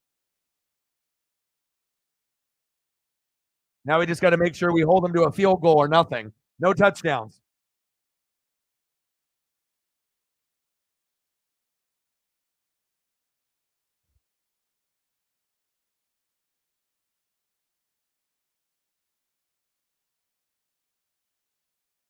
Let's go, baby. Matt's got his Oregon chain on in Hawaii. I got mine on here in Oregon. Let's go.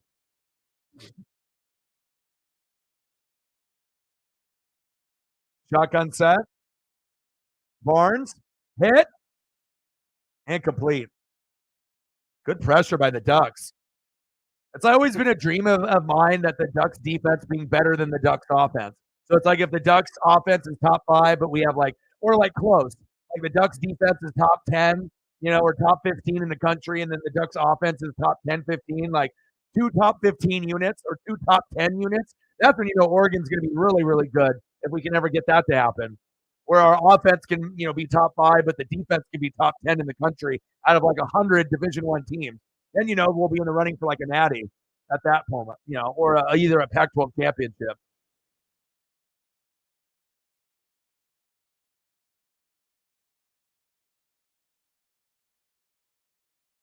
Fourth down and 1.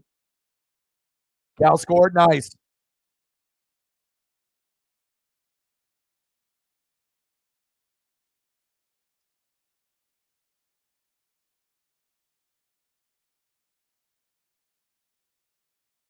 Most of the games look like they've been blowouts today.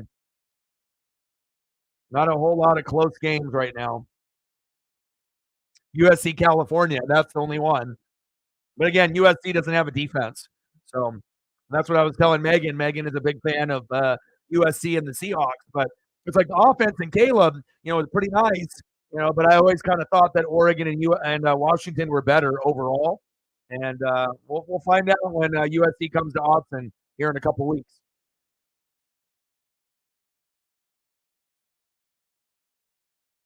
And honestly, I think even the Beavers are better than USC because they have offense and defense, a good running game, and a good stout defense. You just can't be offensive heavy and have no defense and think you're going to win the Pac-12. Even if you have the Heisman candidate in Caleb Williams.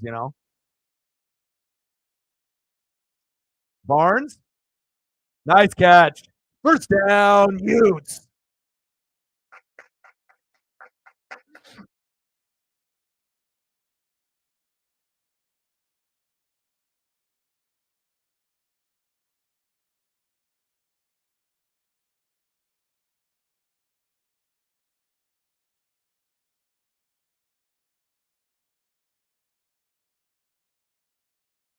Let them know.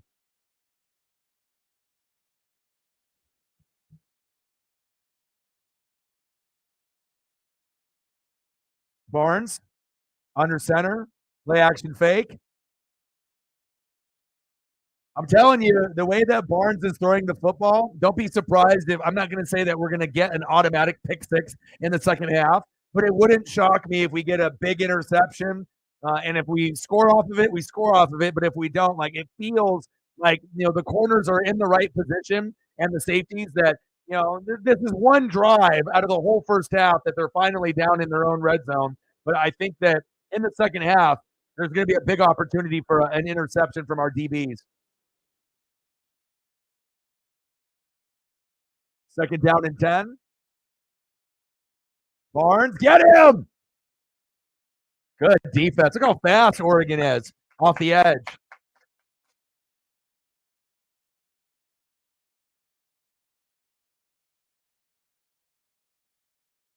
Field goal unit, now they're booing. What did you expect? You thought you were going to score on Oregon? Fuck out of here.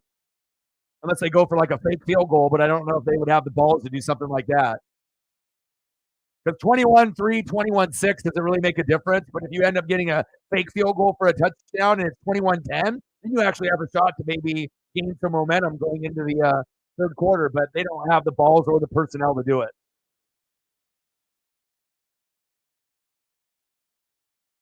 Utah fans booing. Good job, Dan.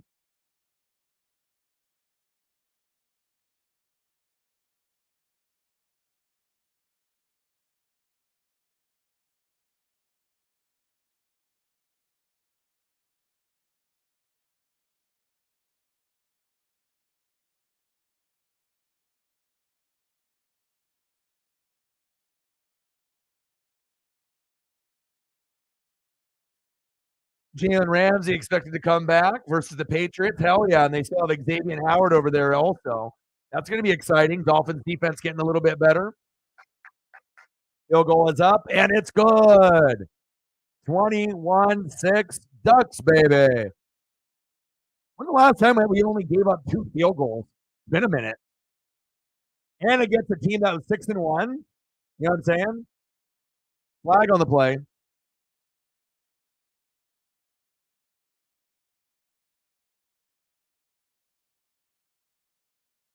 Who's it on? Or then it would be what? Third down and 5?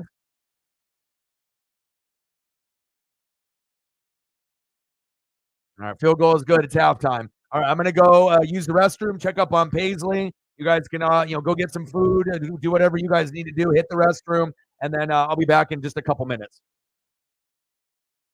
Let them know. Great start, though. This is one of the best first halves that we've had in a couple years, especially against a team that's ranked 13th at 6-1. I mean, 6 points. Let's go, dude. All right. I'll be back in a couple minutes.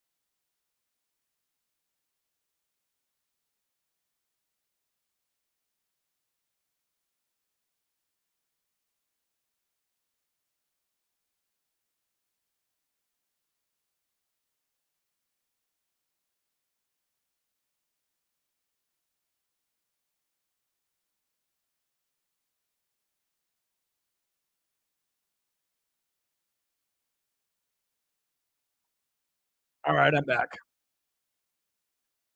Checked up on my pup. Put on a little Discovery Channel on her for her. Expedition Unknown with Josh Gates, who's a stud. Ducks up big. Life is good.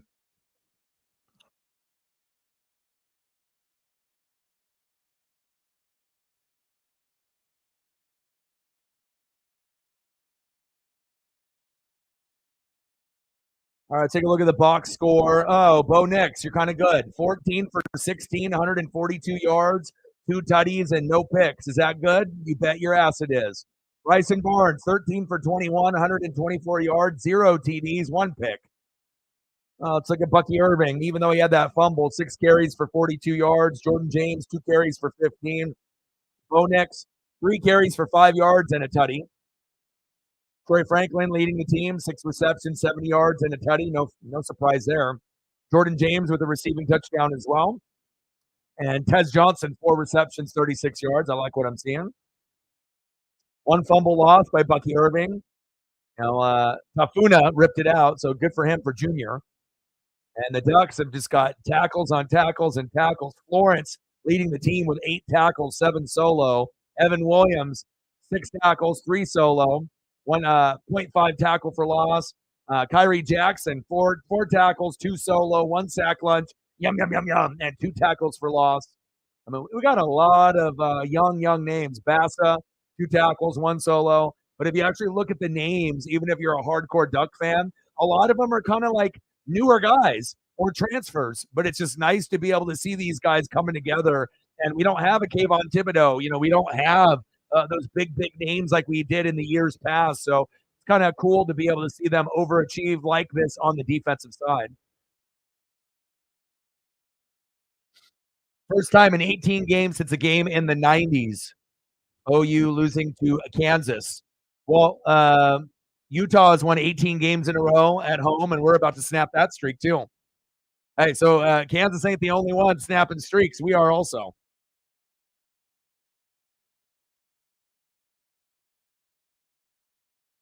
South Africa. And so are they the champions then? Or do they do it, like best of 7? Like, how does that work, with the rugby and whatnot? Are they champs, or is it like a best of 3 or best of 5, best of 7? How does that work?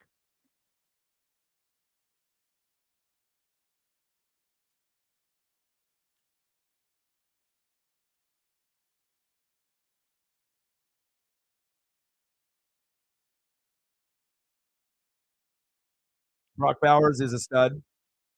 That guy will be a fantasy stud. They're World Cup champions. 1 final, winner takes all. 4 years until the next one.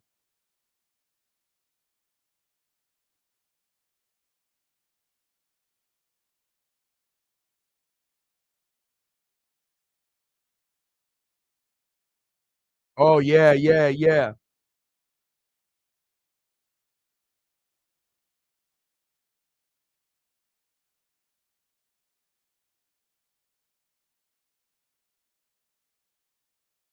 All right, I love it when they do like a little of this halftime report. Let me take a quick peek. No more Quinn Ewers, so you already know Texas, we'll see on how good they do the rest of the season. But when you don't have Quinn Ewers, and then at some point we're going to see Arch Manning, and you would assume next year, game 2 of the World Series. Rangers, D-backs. I mean, if the D-backs want this to go to at least 6 games, they need to win tonight. Because if they don't win tonight and they go down 2-0, they might be done, in 5 games.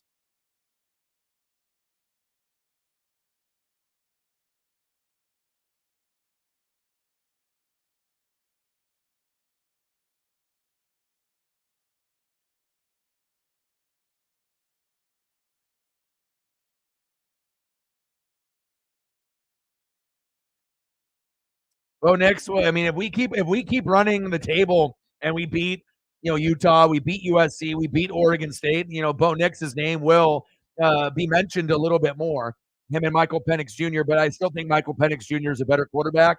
But what this is doing, though, for Bo Nix stock going into the NFL, where he might be able to be kind of like a Baker Mayfield. So if he gets on the right team, he might not be a guy that starts right away, but you never know. Maybe he ends up going to a team like Atlanta or Tampa Bay and ends up, being better than Baker Mayfield. I mean, we don't really know. So no, I'm gonna like I said, since I have my pup, and obviously I do this full time, and I'm not gonna do multiple streams if I'm not gonna be able to be rewarded for it. Like I said, I do this full time. This is my full time job. I have no other income coming in. So I mean, unless we end up hitting the goal on this stream, I'm not gonna just do one or two or three streams and sitting at fucking zero. So my time is worth something. So like I said, we have a goal to hit 100 or 200 on donos on every stream, and if the donos are good, then sometimes I'll pump out maybe 2 or 3 streams. But if the support isn't there, I'm not going to be streaming, wasting my time for fucking 9 hours sitting at zero. That's what I'm saying. Like I value my time and I value who I am as a person. I'm not going to work for free. So you know what I mean? I mean, I'm not sitting at fucking 20 subs. I'm at 20,000. You know what I mean? So, but this will be the only game that I do, and then I'll spend time with my pup, and then do a lot of reading and film study and whatnot.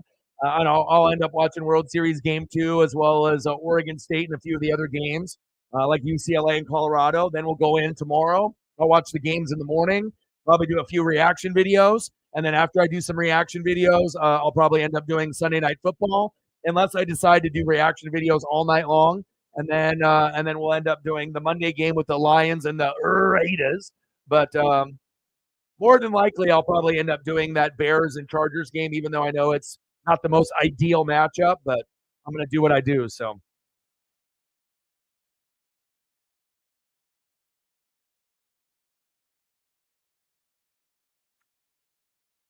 Kraken starting soon. I know I got to turn that on also. I love this time of year, man. You know, I mean, you got plenty to watch. You got college football, you got NBA, you got MLB, you got NASCAR. You got anything that you would really want. NFL tomorrow, fantastic, man.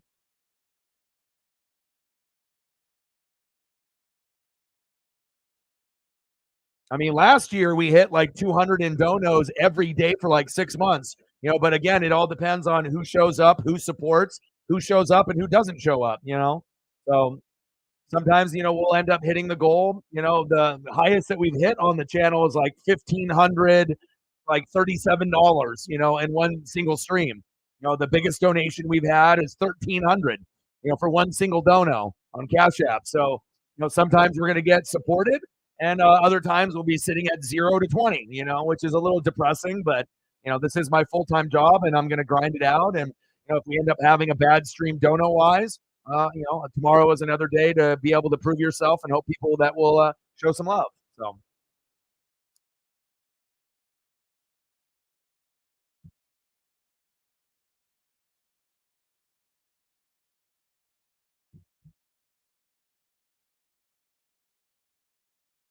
I see.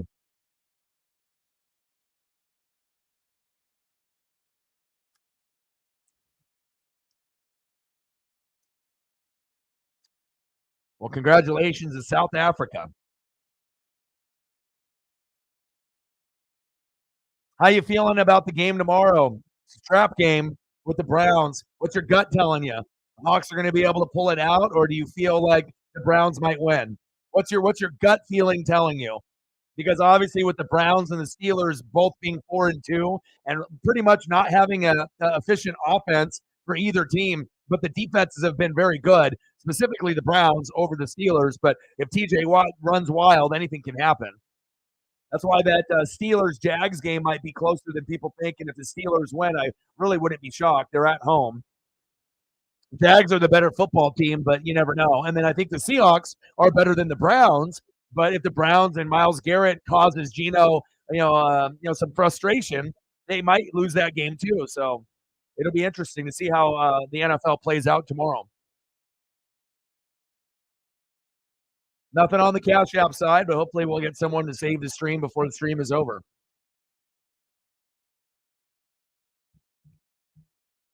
Yeah, I'm really excited to see the throwbacks too. That'll definitely give another energy or juice, to the team. But like we wore ours and we lost to the fucking Falcons and we were at home. So I'm not saying that you guys are going to lose too, but if you guys can win the line of scrimmage, you're going to win the game. If you don't win the line of scrimmage, you're going to lose. That's really where it's going to come down to. And I like the development of Witherspoon. He's like an old school player. He plays like a 90s, 2000s player, like an Antoine Winfield. He likes to hit, and I like that. And so Christian Gonzalez might have had more athleticism, but he ended up getting hurt for the Patriots. But with Witherspoon, he likes to hit hard, and I like that. He's kind of like an old school throwback player, and hopefully he doesn't get hurt with his aggressive play. But his anticipation is money, and I'm just hoping that they can keep building. Jamal Adams doesn't get hurt, and you can just keep growing with Tariq Woolen, and keep building, keep building, keep building. Eventually, build that D line, get another secondary member, get another linebacker, beef up that O line, and then pretty soon we're going to see the Seahawks overtake the Niners for the NFC West crown. They may not be this year unless the Niners have some serious injuries, and you might take it from them. But next year, there's a strong possibility that it could happen. So I just wish he was not injury prone. When he's on the field and he's healthy, I mean, he can play great. It's just, can he stay on the field healthy? That's the problem. But when he's out there, he definitely brings a juice and an energy, especially if you have Tariq Woolen and you have Witherspoon and you have Jamal. So, yeah, it's like, they don't have Deshaun Watson really on a regular basis. They don't have Nick Chubb. It's like you got Amari Cooper, Donovan Peoples-Jones. I mean, you got, Njoku, but I don't think the Cleveland Brown offense scares anybody. It's like, yeah, they're all right. If Deshaun Watson is having a good game, they might look like a top 15 offense, but it's not like you're playing like the Chiefs or something. We're like, oh shit, like we have to play great or we're going to lose by a lot. Like, but hopefully the crowd will will them to victory tomorrow in Seattle, especially if they're going to be wearing those throwbacks. So.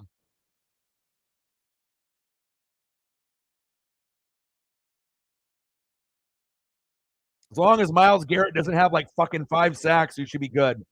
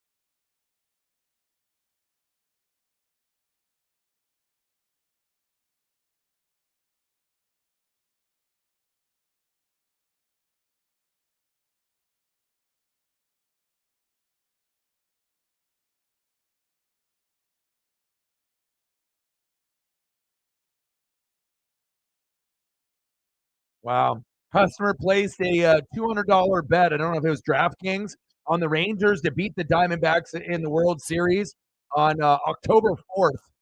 Potential win is 80,000. $80,000 he could win off a $200 bet. That's crazy.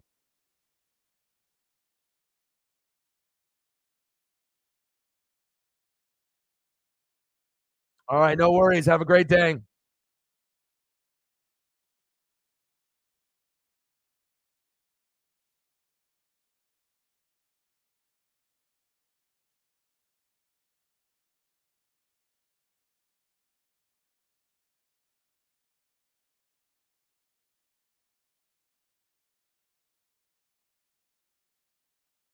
All right, second half about to start.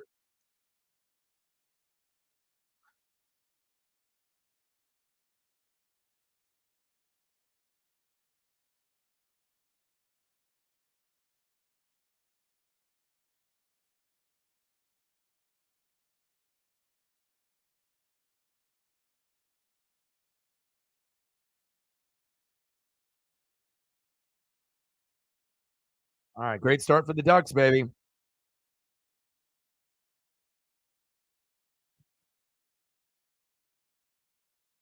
That's like life-changing money too. $200 bet and you win 80,000.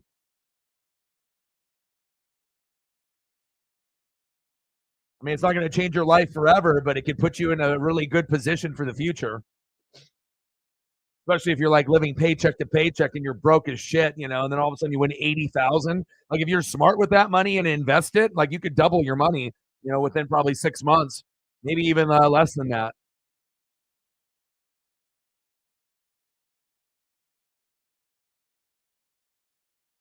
All right, baby, let's go.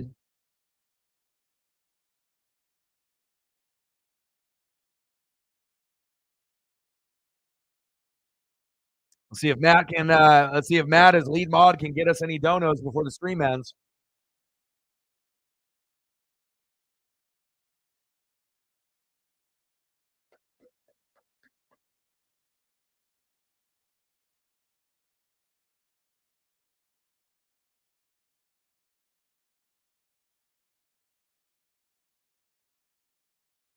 Yeah, it'll be interesting to see what Bo Nix turns out to be in the NFL. Like on the college level, it looks great and whatnot, but if you're playing in the NFL, I mean, it's a whole nother animal. He would have to go to a team that has excellent coaching, excellent O-line, excellent defense, good options at running back and wide receiver. And even with that being said, he may not be able to pan out, but it would give him a better chance to show what he can do. But if you put like Baker on like the Browns, or not Baker, but like Bo Nix on the Browns, or like like the Jets, or probably not panning out. You got to be able to have that right structure and the right team. I mean, even though the Jets, are capable, like they got a good defense, they got Garrett Wilson, they got Breece Hall. If they would have had Aaron Rodgers, they would have made the playoffs this year. All right, here we go.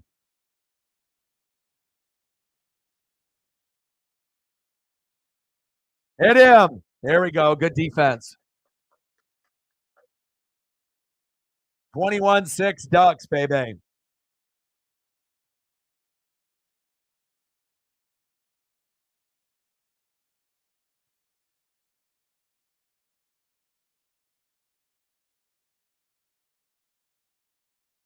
Hopefully we can get a Kraken win here today, too. Kraken and Panthers starting in 37 minutes. Give me a reminder, Judah, when that comes on, so that way I can flip it on. I'll watch that. I'll watch the Kraken at the same time. First down and 10 for the Utes. Bryson Barnes, shotgun set. Play action fake. Gain of about 7 there.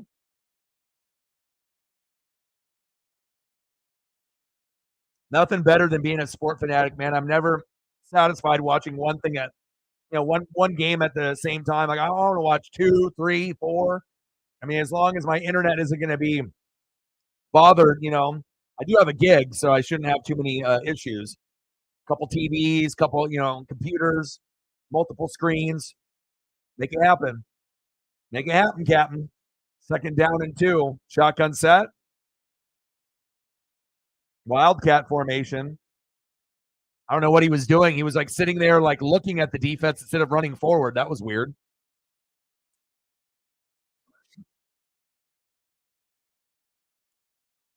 The Bees.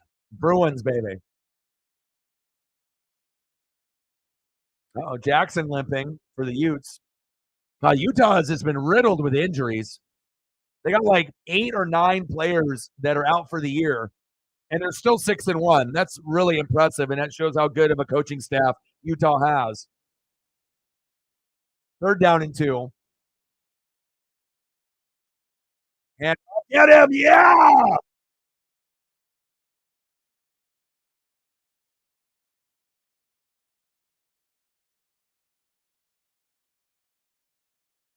Jordan Birch, baby. Let's go. We're so fast out there.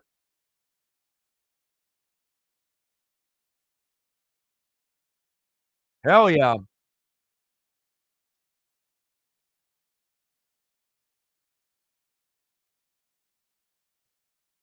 Utah with the punt on 4th down and 4. Tez Johnson, fair catch.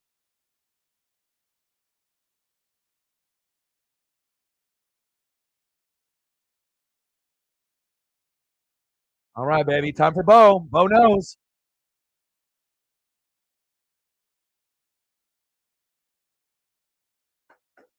Go. Sad, man. Like we're already more than halfway through the season, dude. Fury's about to start. I might flip that on. All right, hold on. We have any predictions for that? Tyson or Francis? I would assume Tyson will win.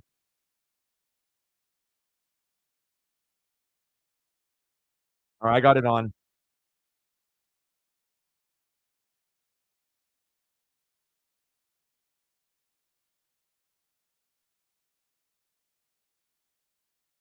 Now they're doing their little introductions.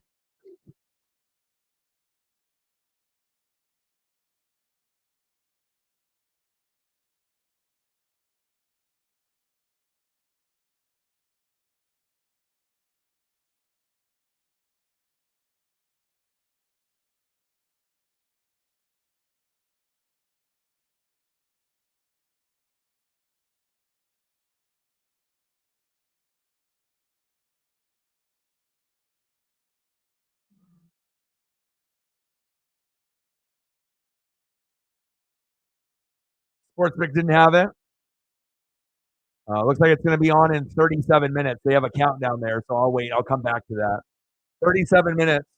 But yeah, I mean, it's kind of hard to go against Tyson Fury in anything if you've watched him at all in his career. It's like I would assume like 8 out of 10, 9 out of 10, like in most opportunities, picking him as the safe bet, but also a lot of times a smart bet. So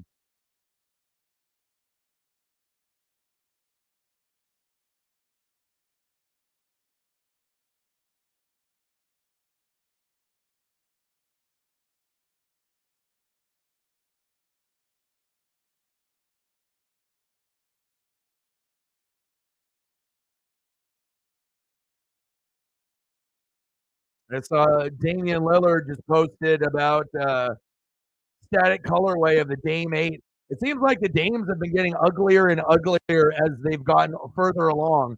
Okay, when they first started off, they were pretty nice, and I feel like some of the designs are a little whack. Like I mean, I have some Dames, and obviously when he was here in Oregon and whatnot, but it feels like once they got past like the Dame threes, like things started to be kind of hit or miss with his shoes. Joey Harrington, I like Bo Nix. He is good. Me too. Bucky Irving, short game.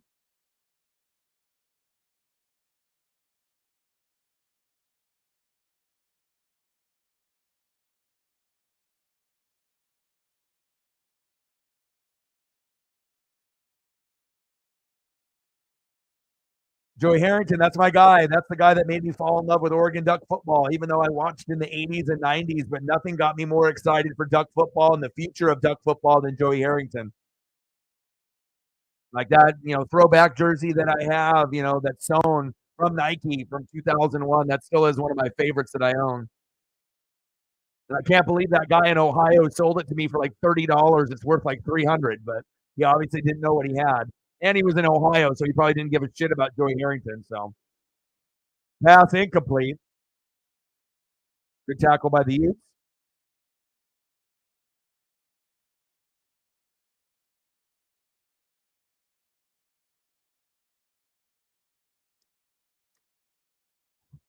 I mean, he's only thrown one pick all year. That's just wild. I don't know if I ever remember the Ducks being this late in the season with one interception and one like cheap fumble by Bucky Irving just getting it ripped out of his hands. And that's it. We've been so clean this year, so efficient. Just like if we actually had a good coach that would actually kick field goals and not try to be like Chip Kelly, maybe we would be undefeated right now.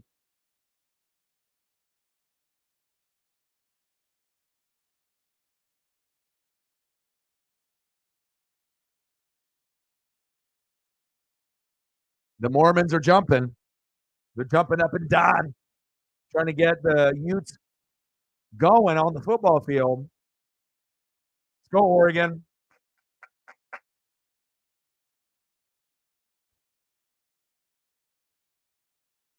Bo? First down, Ducks. God damn, he's good. Nice job, Bo.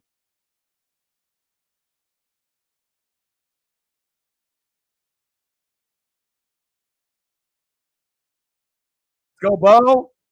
Now we're good. Get off us.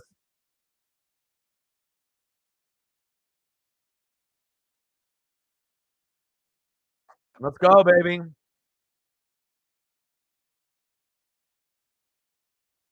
Franklin's a G, man.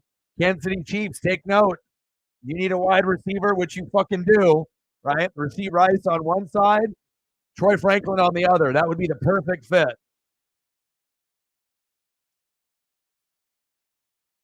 Jordan James in at running back, second down and 10. Handoff. Go. Go. Go. Hit the edge. First down, Ducks. Could have been a gain of 2. Nah. First down, Oregon. Move the chains. Yes, sir.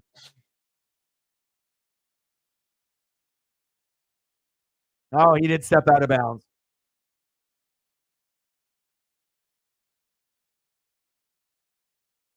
Third down and 2.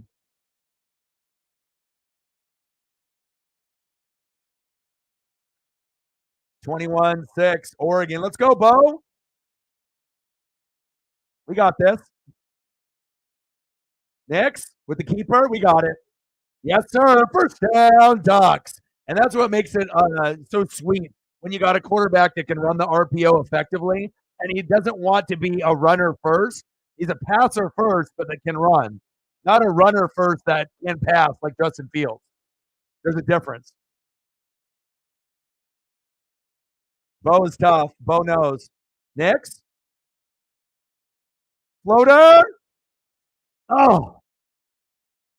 Pass incomplete. Casey Kelly incomplete.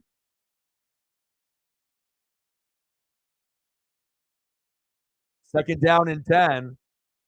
Got to soak in all of this Oregon action.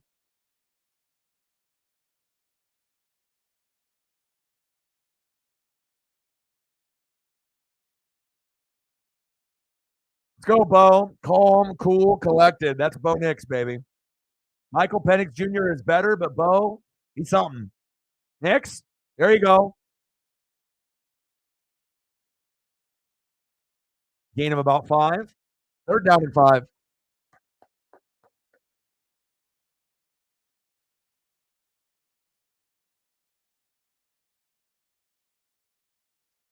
Payback, baby.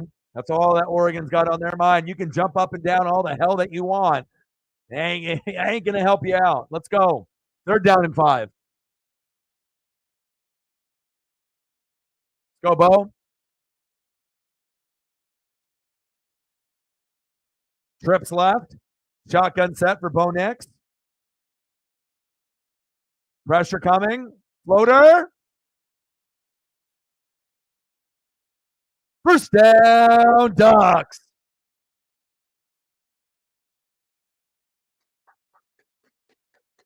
Let's go. Bucky Irving, outside zone left for the rushing TD. Touchdown, Ducks. Trips right. Hey, Bucky Irving to the left.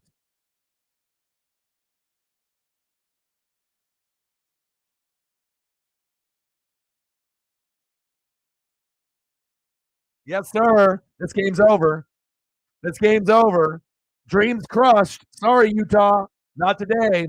Last couple years, you've beat our ass. It's payback time. Let's go. Look at the edge. Nice job.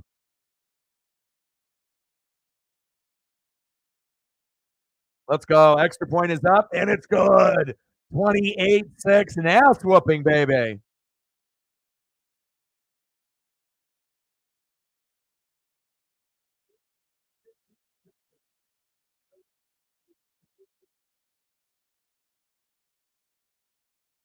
There we go.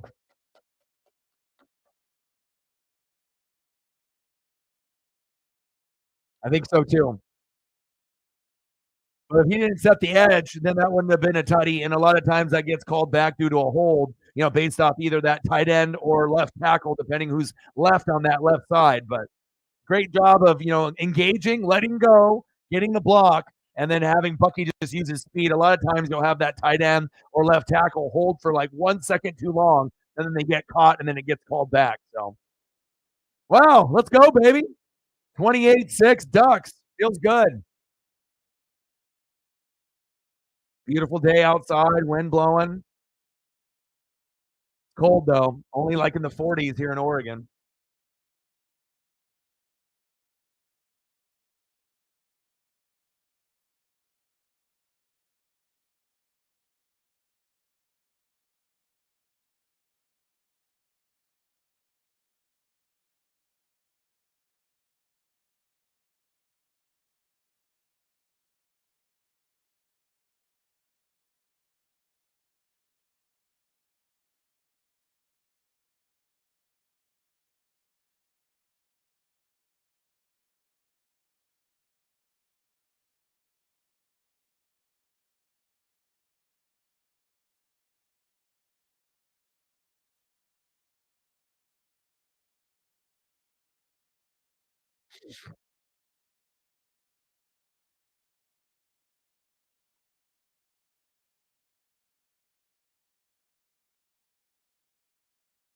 Trips right, outside zone, left read, touchdown, Bucky Irving.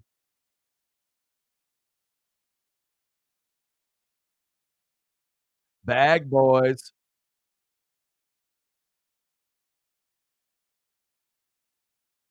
Now, if I could just get David Montgomery and Jay Jetta healthy on my fantasy, trying to win the championship, baby.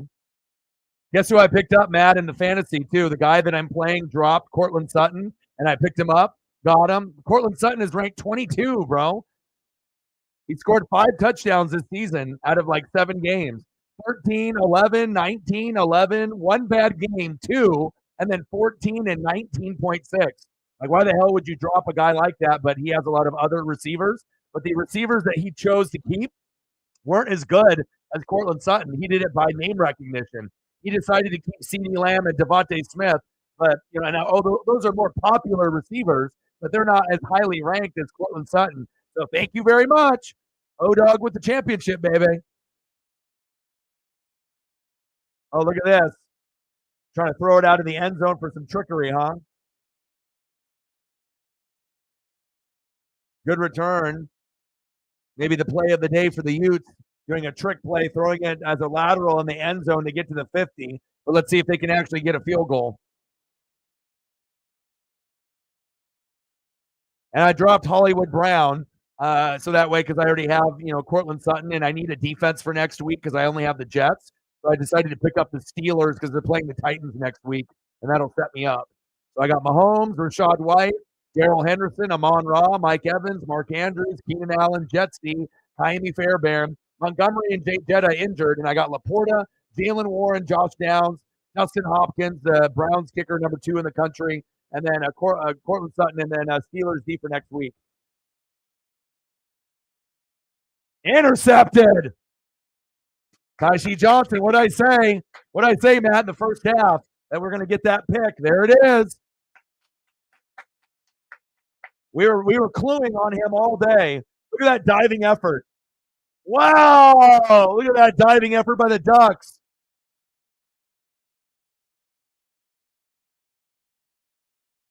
Go Ducks, baby. Fuck yeah. The transfer. Let's go.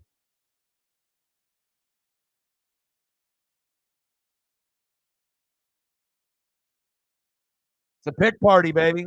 We just need more people from Georgia, Alabama, LSU to transfer and come to Oregon. We just need to, start getting more SEC players.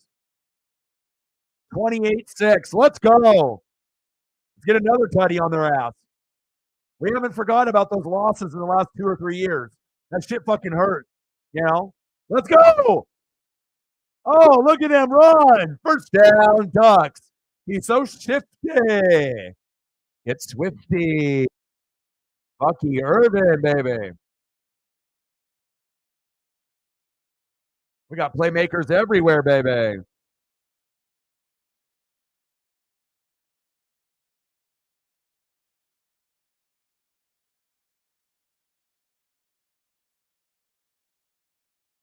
He's kind of good, baby.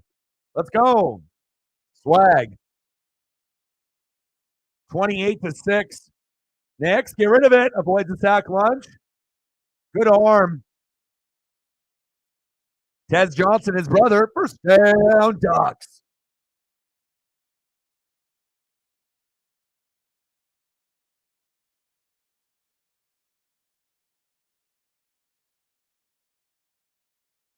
We're about to score again, Matt. Let's go. And the thing about the Ducks, too, is like, what do you do? You know, is it going to be Bo Nix on an RPO? Is he going to use his arm? Is he going to use his legs? Is it going to be Jordan James? Is it going to be fucking Bucky Irving? Or is it going to be Troy Franklin or Tez Johnson? Or is it going to be someone else? Like, you don't know where the fuck the ball's going to go. And the best part about it, the Duck offensive line never gets talked about. It's been phenomenal this year. Jackson Powers at center is one of the best centers in college football. Like, it's really sweet to be able to see everything coming together. But if our O-line was stinky, right, we wouldn't be very good. But our O-line has actually been one of the best in the country.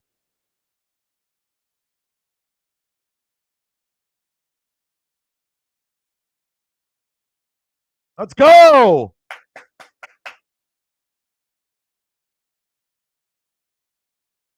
And we have Noah Whittington hurt. Imagine if we had him. I mean, we literally got 3 running backs that can get 100 yards in any game that we play in. That is very unusual. I mean, except for when we had maybe like LaMichael and LeGarrette Blunt and like Kenyon Barner, you know. Touchdown, Ducks. Trayshawn Holden, baby.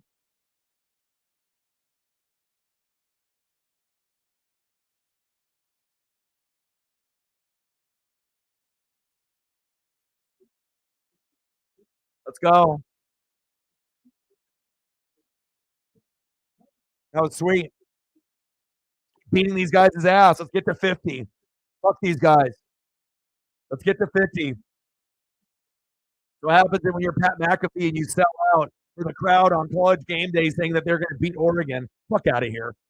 Use your brain and go with who you know who's going to win. You can't make everyone fucking happy. Don't sell out. Be true to yourself. That's why people love your show. Don't be a sellout.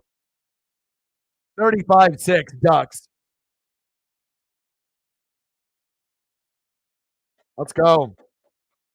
Bow country, baby.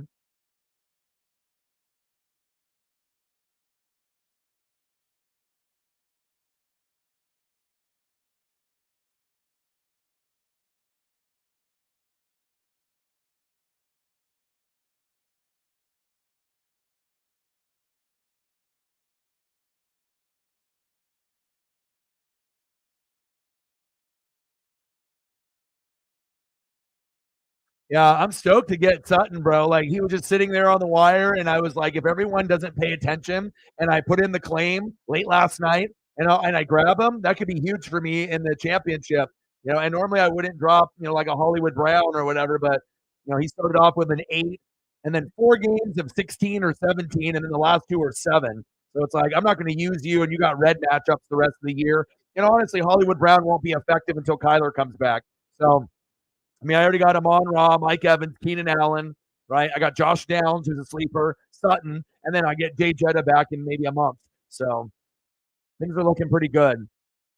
And honestly, if I didn't need another defense besides the Jets, I would have hung on to Hollywood Brown. But I'm banking that Steeler defense next week against the Titans at home might get me 10 to 14 points in fantasy, which will be better than me playing the Jets next week, who got the Chargers, and that's a red matchup of 5. So sometimes you got to look ahead.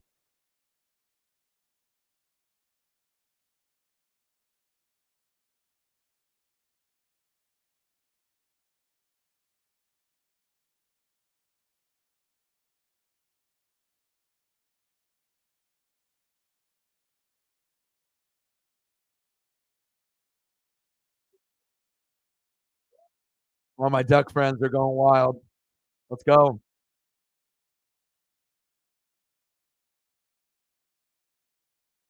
I saw that. Good for them. Big upset on Oklahoma.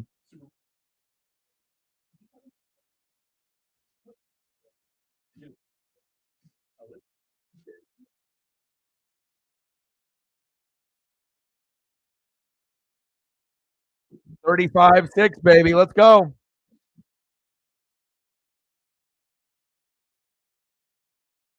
Bo Nix getting on the map.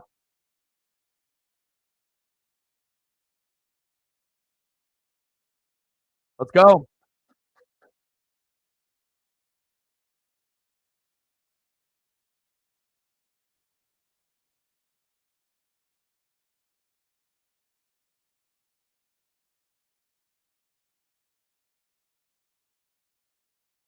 I mean, as good as Bo Nix is, I mean, if I had a choice between Bo Nix and Michael Penix Jr., I'm picking Michael Penix Jr. Maybe Michael Penix Jr. will get drafted by maybe someone in the NFC South. Maybe it'll be the Saints or the Bucks or the Falcons. I mean, whatever team he goes to, as long as he doesn't have any injuries, he is going to be special. And if you really look at it, like who deserves to win the Heisman so far, I would say Michael Penix Jr. should be the guy in first place right now. Guy is special. I mean, that team could end up going to the playoffs. And they got a couple NFL wide receivers and Jalen McMillan and Roma Dunzier. Defense is pretty stout. They got a lot of weapons like the Ducks. And I love a lefty. Plus, I think Michael Penix Jr. might be able to be the better pro, unless Bo goes to the perfect situation. If Bo goes to the perfect situation, then maybe he could be a starter, but seems like he might be more of a backup player. That will have to wait for an injury and then for his chance to shine. Michael Penix Jr., J.J. McCarthy.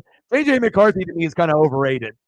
Jaden Daniels, Marvin Harrison Jr. Marvin is a stud.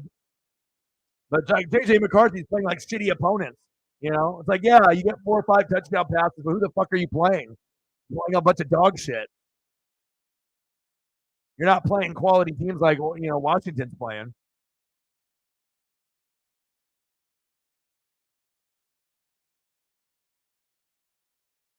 Marvin ain't winning the Heisman. They're not gonna give a Heisman to a wide receiver over all these fucking quarterbacks. I mean, this might be the best quarterback draft in the last 30 years. No way in hell Marvin wins the Heisman. 0% chance. He's a great player. He could end up being the best wide receiver and like a fantasy stud, and he could end up being like his dad, but he ain't going to win the Heisman.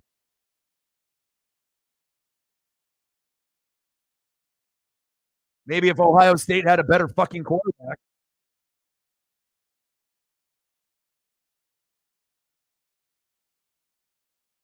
Kyrie Jackson.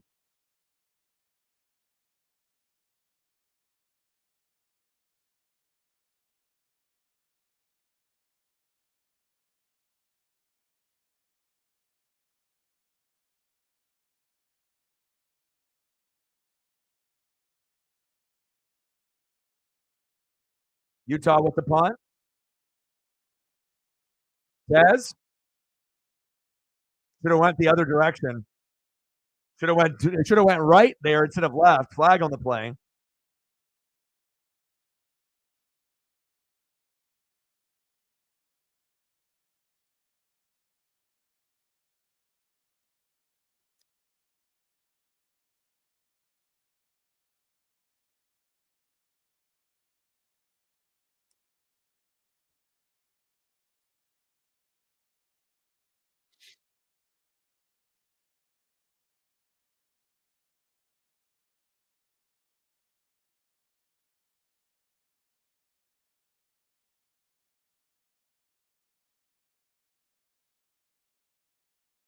Got a couple more subs. So, yeah, donos are very, very light today, but at least we got a couple subs.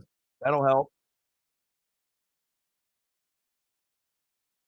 885 away from 21,000.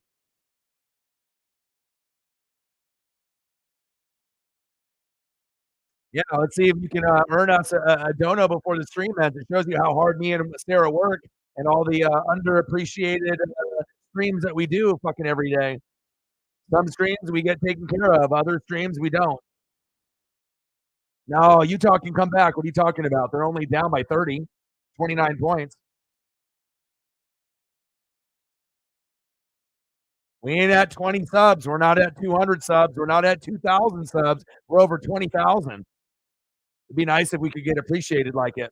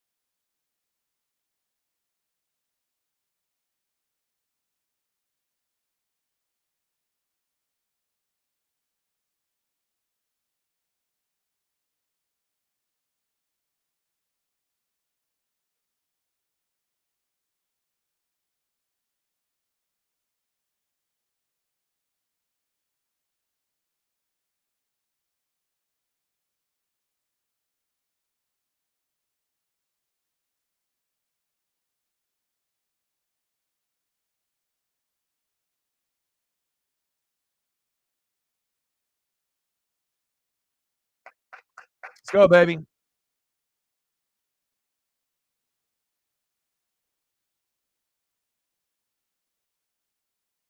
35-6 Ducks, baby.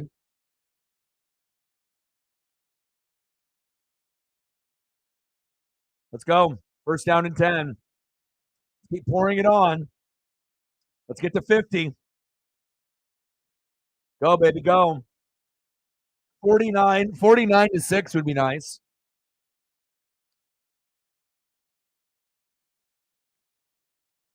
And traditionally, Utah is really good at running the football and at defense, but they're just outmatched today. They got a lot of injuries, too. They got like 9 or 10 guys that are out for the year, so we have to take that in consideration as well. And if they would have had Cameron Rising, then we're talking a different story as well. Third down and 3.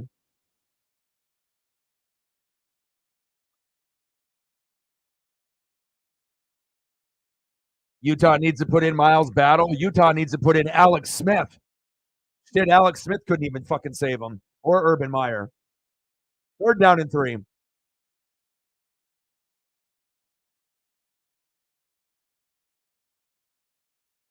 got to go lay down. Daddy's not done yet. Go lay down, okay? Go lay down, okay?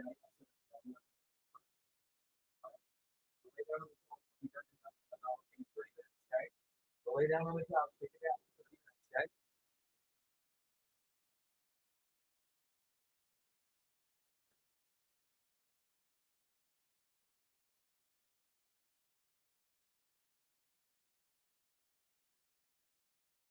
Bo, always moving, always coaching. Fourth down and 3. We should still try to get to 50. Like I said, we're only 2 touchdowns away. I know we might bleed the clock, and if we can hold them from scoring a touchdown, or if they get 1 touchdown and it's like 13, but it'd be really nice if we can hold them to no touchdowns. Oh, baby! What a pop!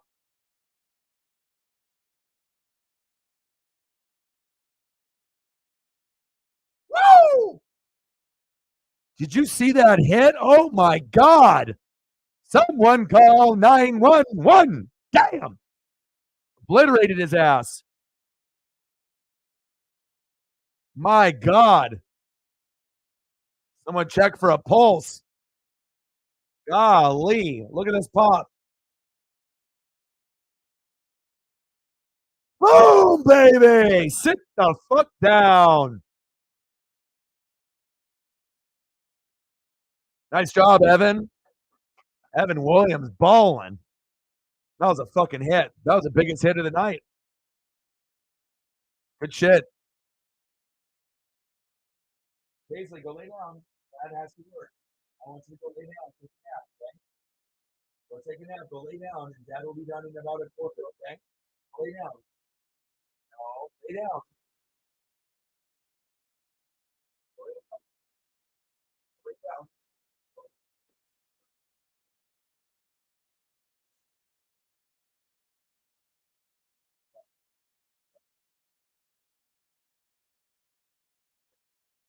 Lay down.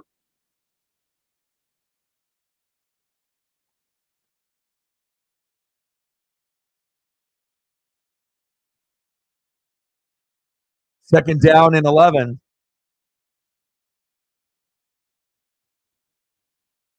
Short game. Ducks defense is all over them.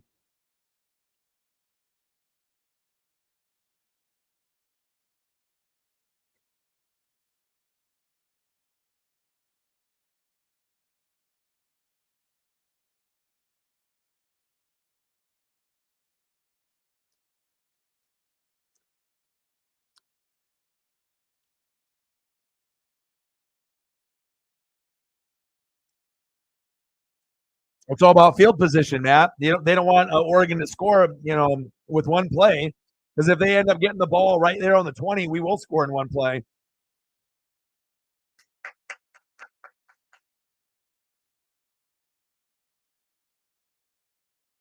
It's like the shittiest 6-1 team in the country. Let's go. Sorry, Pat. That's why you don't pick Utah over Oregon.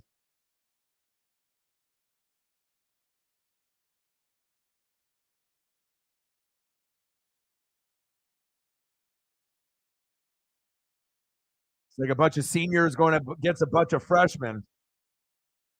Obviously, we'll bleed the clock in the fourth quarter for sure. Oh man, Diamondbacks Rangers coming up next. Must-win game for the Diamondbacks. Rangers win this, it might be over in 5. Merrill Kelly versus Jordan Montgomery.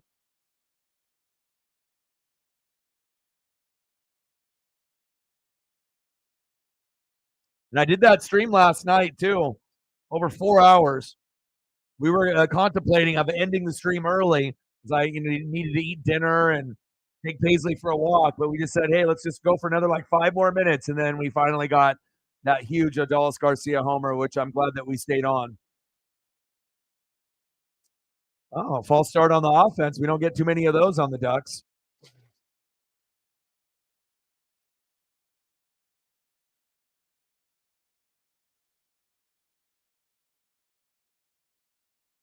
Yeah, he's that guard.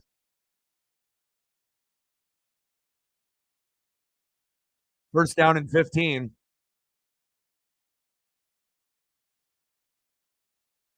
Well, we were like, should we go? Should we stay? And I was like, I'll just wait until my dog starts whining. And I was like, let's wait. And I'm glad that we did that. I mean, I would have saw it, but to be on stream with y'all, that made it a little bit more special. We always have that as a memory on the channel. So usually I have a pretty good feeling with ESP or just like, if we should go, we should stay. And normally I'm going to finish a stream, all the way through. But hell, baseball games normally are, 2 hours to 2 hours and 30 minutes with the new rule changes. When we had that game last night be over 4 hours, that reminded me of streams that I used to do, where the games would be that long.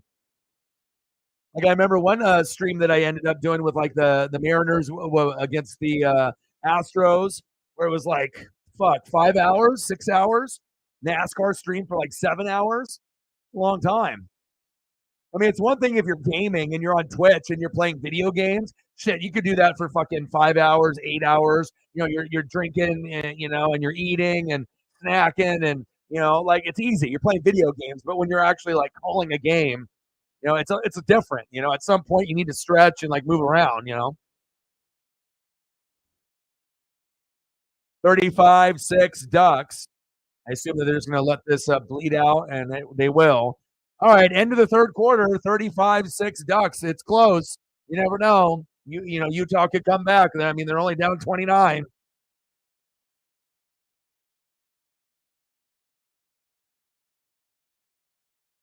Good shit, man.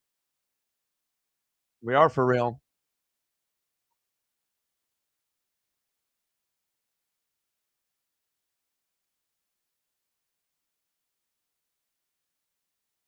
Good payback for us, too.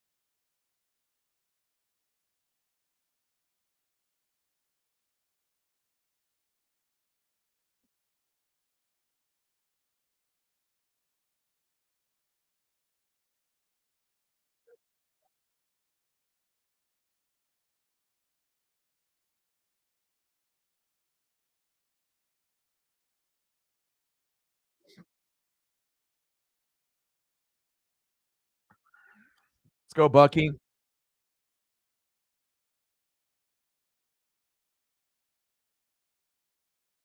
go, Bo.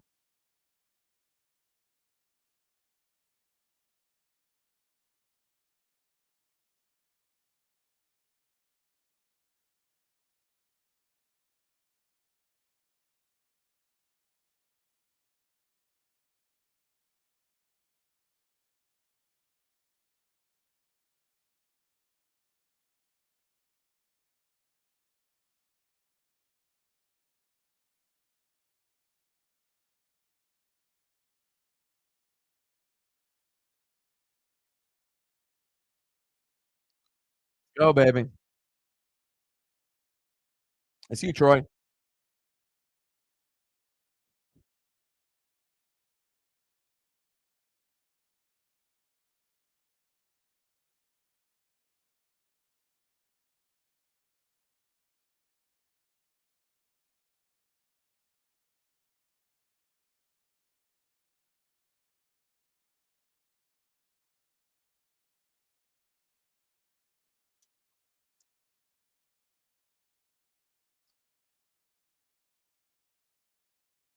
Well, it wouldn't really matter if Bo Nix was playing or Michael Penix Jr. or Caleb Williams or any of the other Shadur Sanders. When we got the best quarterbacks in the conference, so in the nation. So regardless of whoever it is, if they're playing well, they're going to be giving them love, which they should.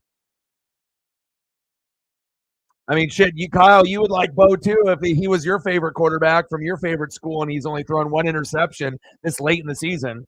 Most people that watch college football, their quarterback doesn't have just one pick at this late. So, some people are underappreciated, and Bo Nix is one of those people.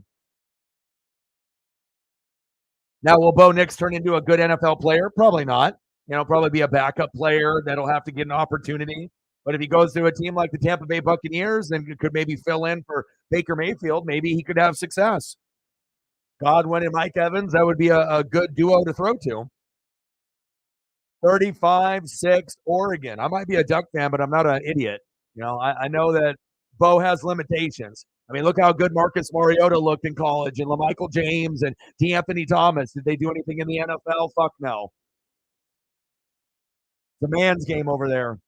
Pass incomplete.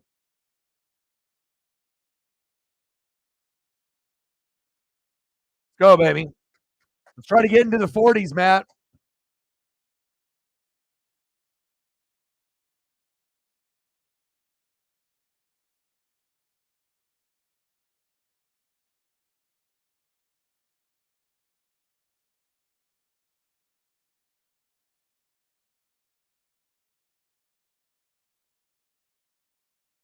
Shotgun set. Third down and 18. Next.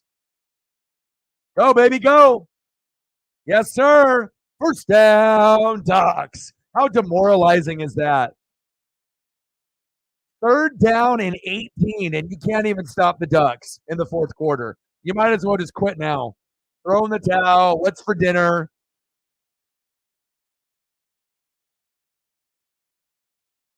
I mean, there's no breweries, wineries, or dispensaries in Utah. Good luck with that life. Let's go, baby.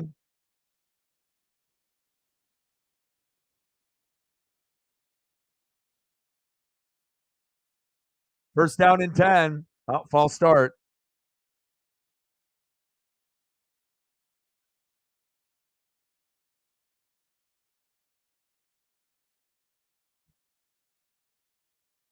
Come on, Connerly. Get your head out of your ass. Let's go.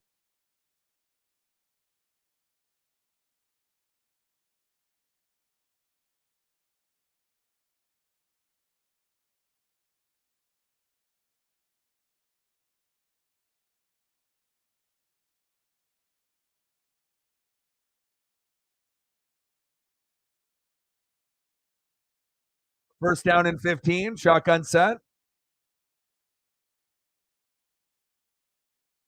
There you go, Troy. Slant City, baby. You already know what it is. Let's go.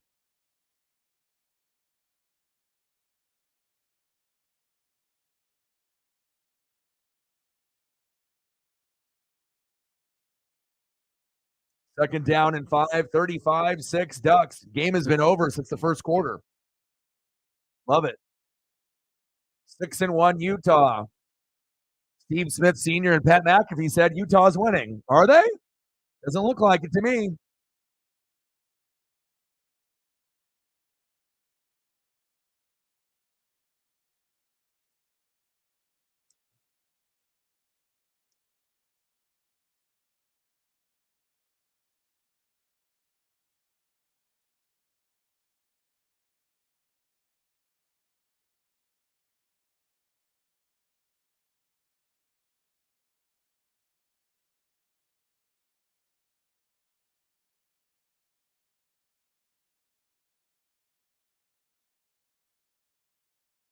Shotgun set.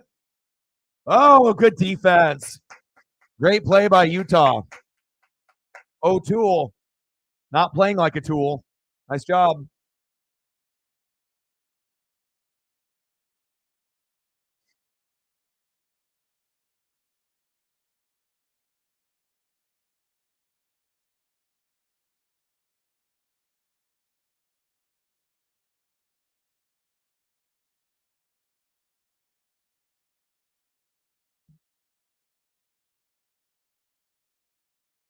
$885 away from 21,000.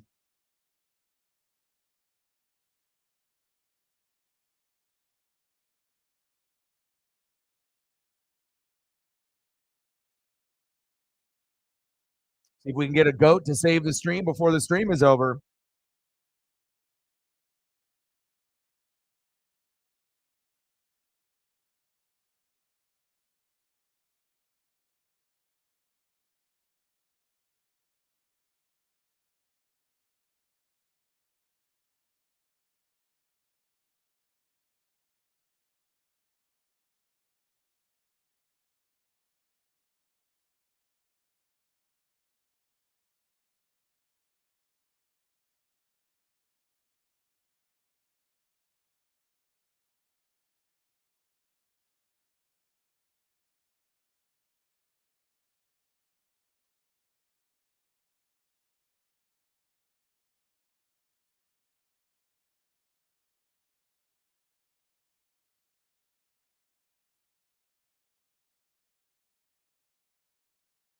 Well, I'm not biased, so I call it right down the middle. Mariota was always a great college quarterback, won the Heisman, but really what held him back was his injuries. He's got a good touchdown to interception ratio, but he's a backup quarterback. He always will be a backup quarterback. He had one last opportunity last year, with the Falcons and whatnot, but he's not going to be a guy that'll be a starting quarterback for the rest of his career. He'll be backup, second string or third string, and eventually he'll have to transition to playing without football. So, like I said, some people that are biased Duck fans might think that he's better than he really is. But I mean, he definitely has a skill set. But if you're injury prone, you have to be able to find the right team, the right situation. And, just because you got drafted number 1 or number 2 overall, I mean, Jameis Winston didn't pan out. Carson Wentz didn't pan out. Mariota didn't pan out. I mean, a lot of quarterbacks just don't pan out. They might be great in college, but being great in college and great in the NFL is two different things. Big facts.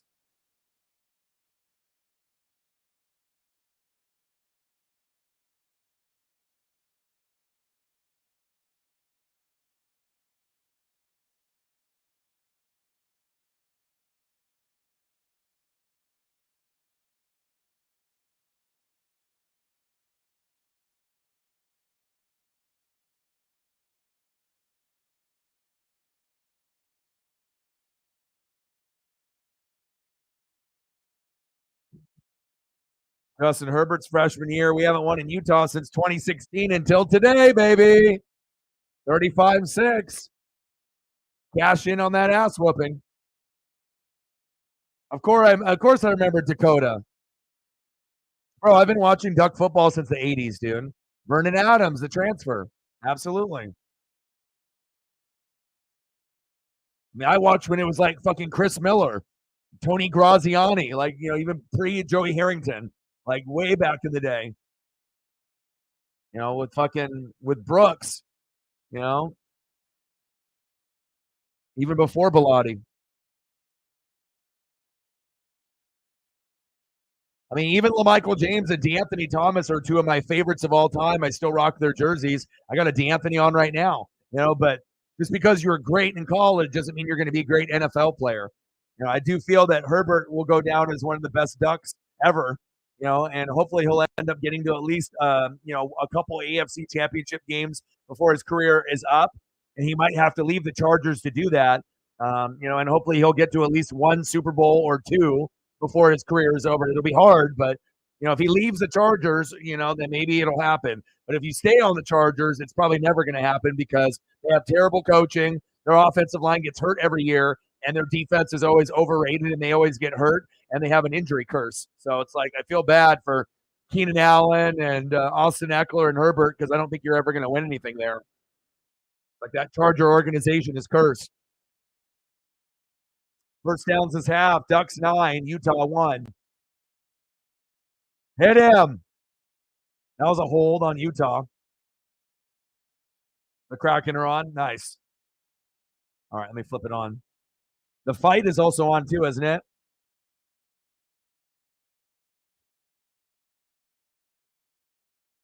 Kraken and the Florida Panthers.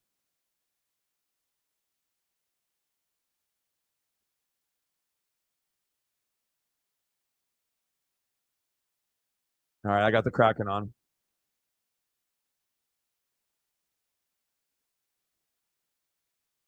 Hit him. Yeah, Blazers are trash.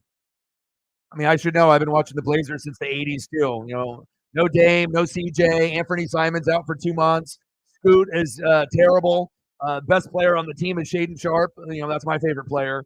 DeAndre Ayton moves around like a fucking robot. Like, you know, we're going to be one of the bottom 5, bottom 10 teams, you know, in the NBA. So until we can get Jody to sell the team, since Paul Allen passed away, that's the only thing that can help us get better. Like, we need to be able to find an owner that can do something. Elliot in the building. What's good? Maybe Elliot will be able to help us get a dono and maybe help us get to 20 likes.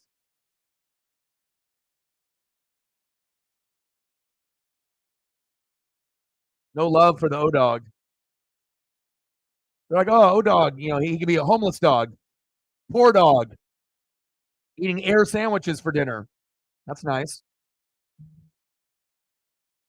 My man, my man. What's up, Elliot? Ducks giving Utah a pounding. Defense playing so good, too.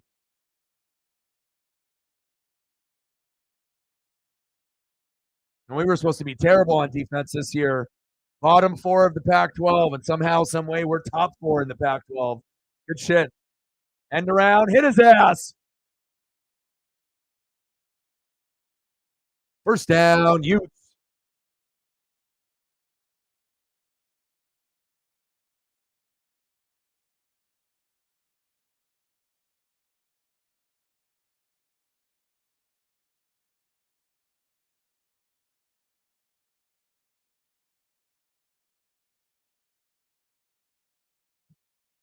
Had to drive in the pouring rain.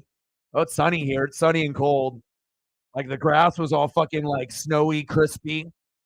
Like you start walking on it, starts crunching. Me and Paisley, it was like 30 degrees this morning. We've already went on 2 walks today. We'll go on another one after this game. Pass incomplete. What happened to my hands?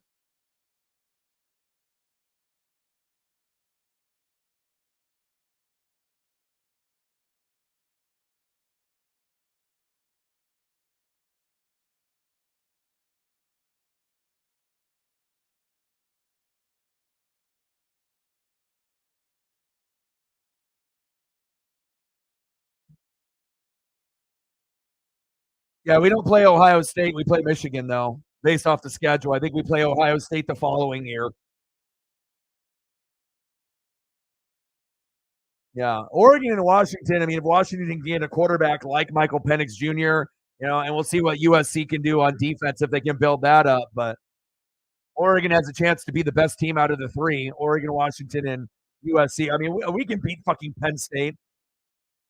Oh, I guess we do have Ohio State and Michigan next year. Maybe it's the following year we only have one.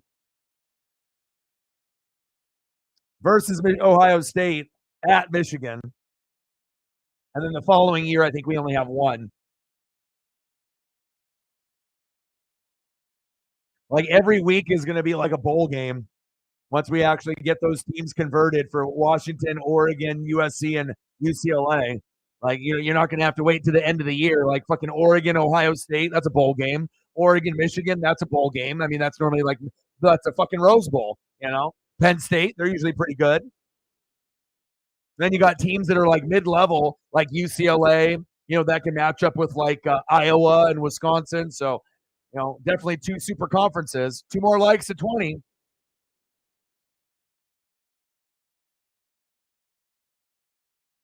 We're close to the goal on donos. All we need is 100.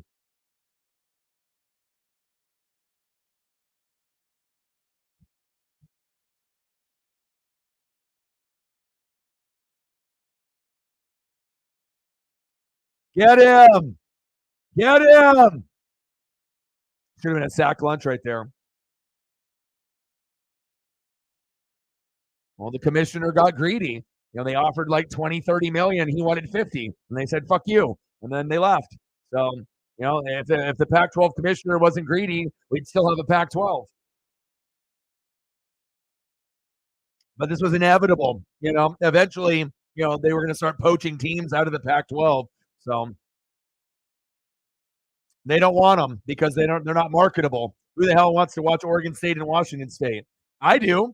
But a majority of those people, they don't see money being able to be made off those two schools. And Oregon State would be the school that would be better than Washington State, but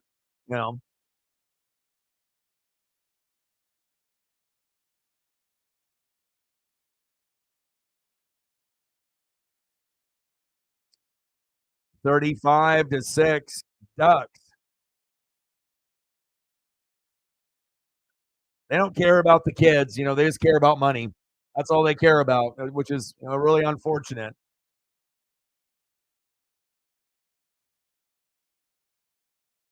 But at least these students have like NIL deals, and I mean they're still going to get like illegal benefits from other people like boosters and whatnot. But at least some of these athletes can get some money for their branding, so that way the universities just don't take everything.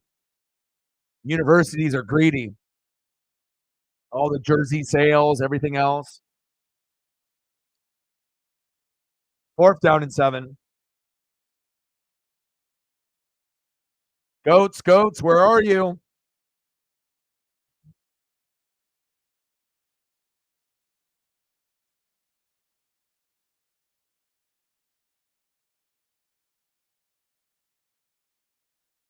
Get him! Big hit!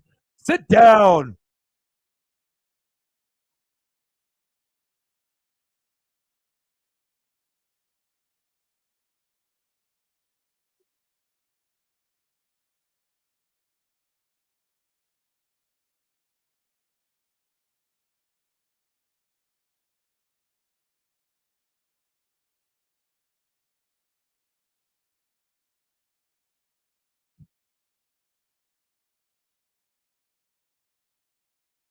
There we go, Elliot. 2 more.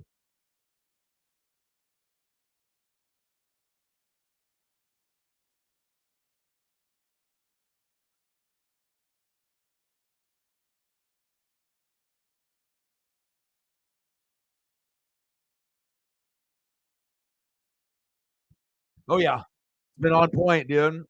Defense has been great. Offensive line has been great. Bo Nix has been great. Running game has been great. Passing game has been great. We literally have been great on all phases of the game.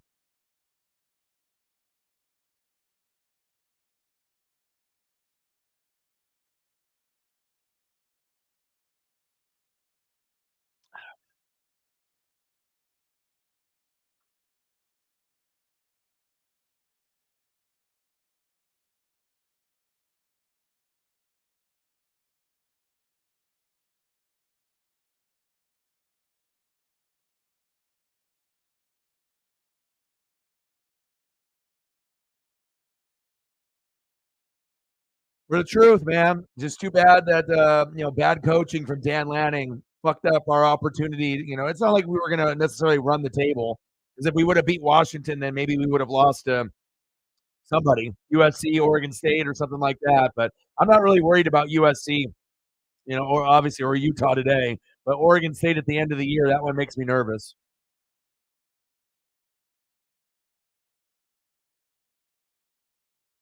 But we haven't won here in like 7 years, so it feels good. And they beat our ass the last couple of years, like regular season and Pac-12 championship. So it feels good to give them a little taste of their medicine. So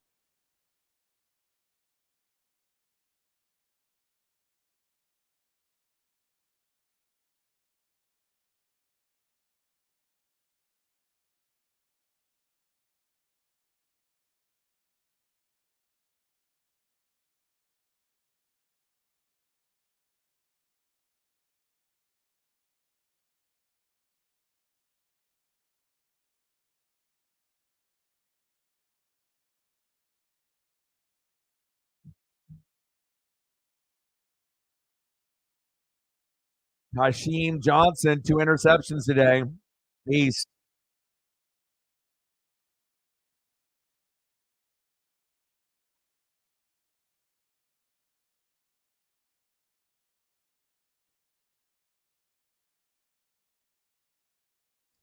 Could have got to fucking 50, but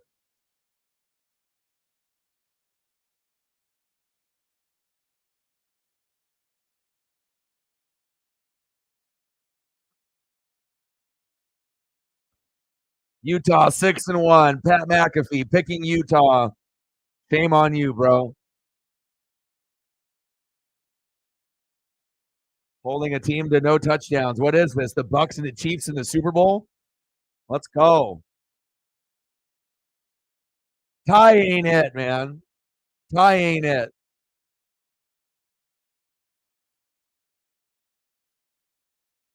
I'd rather go with the other guys that are sitting on the bench than him.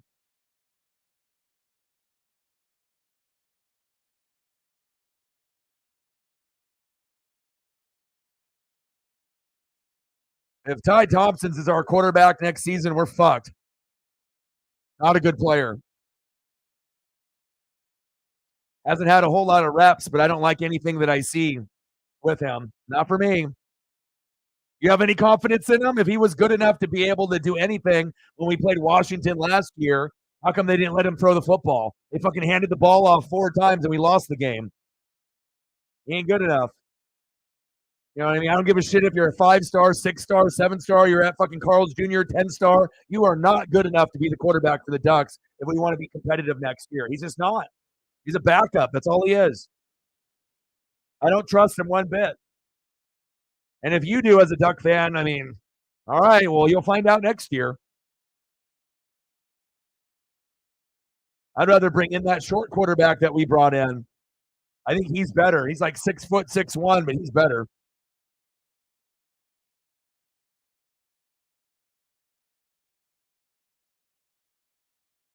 I have. Evaluation, not good. End of story. He should transfer, but he'll probably stay there thinking that he'll be the guy, but hopefully we'll get another player to transfer over.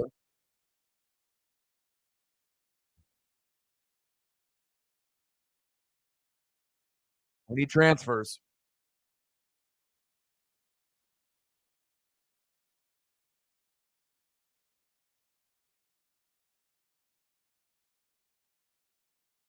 Austin Novosad. He's 6'3", but he looks like he's 6'1". But Austin Novosad is a freshman, 6'3", 200. I'd rather have him start next year than Ty Thompson. Ty Thompson is tall and lanky, but I don't think he's got the swag or the confidence to do it. So, but Novosad, I like. He's got potential, more potential to me than, and maybe Novosad isn't even good enough to start for us next year either. Maybe we'll have to figure out another transfer. Kraken update. Kraken 1, Panthers 0. Just like the support today.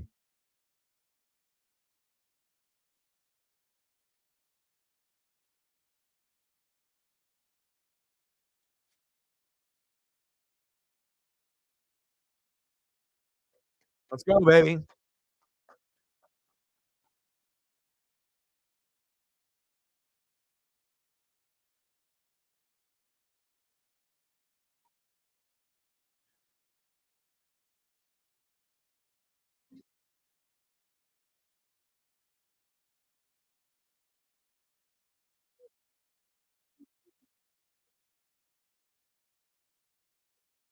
Oh, air sandwiches. They'll taste great for dinner.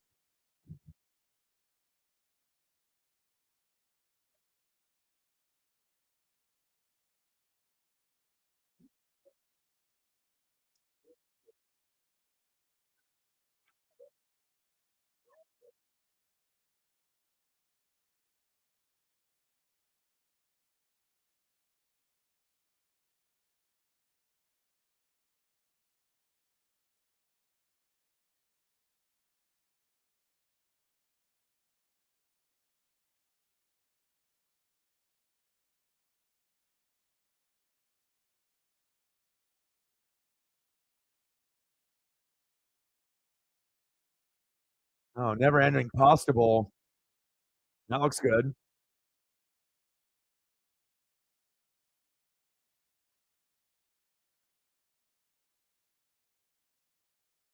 It's kind of good.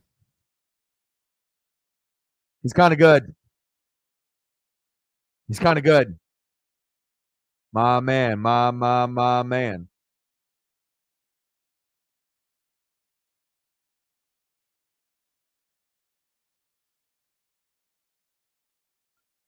I'm glad we had a fantastic dono day today. Nothing like grinding it out and getting rewarded. 35-6 Ducks.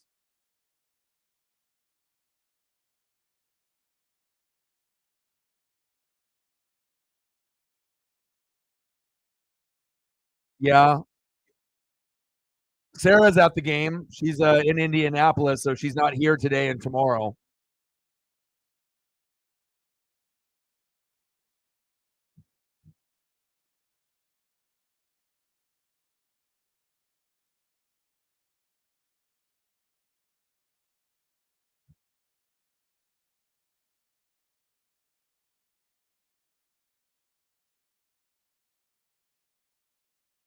Tackle him.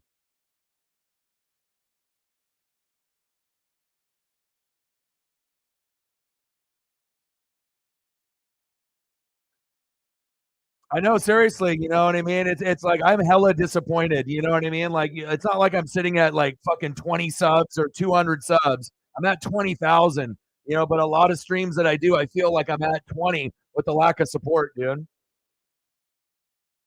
It's like they don't realize what they're doing. Like for people not showing up, even if they're not donating, you're hurting the channel. You know, you're hurting the channel and the growth of the channel. You know, but apparently they don't care. So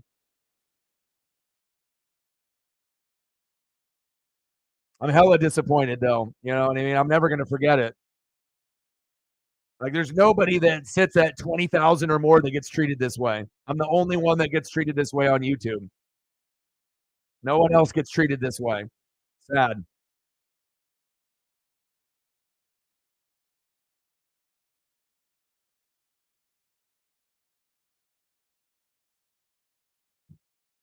No, I'm not. I'm gonna spend time with Paisley. Like if I actually got support on this channel, maybe I would do the Beaver game.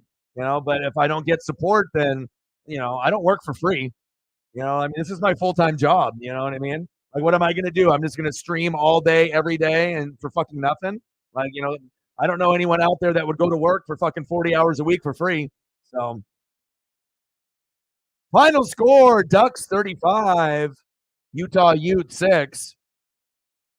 And then we'll do some reaction videos tomorrow, and then more than likely we'll do Sunday Night Football, and then hopefully we'll get some goats to show up to make up for today, and hopefully we end up getting a halfway decent game between the 2-5 Bears and the 2-4 Chargers. Appreciate every single person that came out and obviously subbed, like I would say donated, but that didn't happen. But I appreciate every single one of y'all. And I got one question for you. Who you know talk sports like us? Your boy Ryan, Northwest Sports Fanatics, and I'm out. Gang.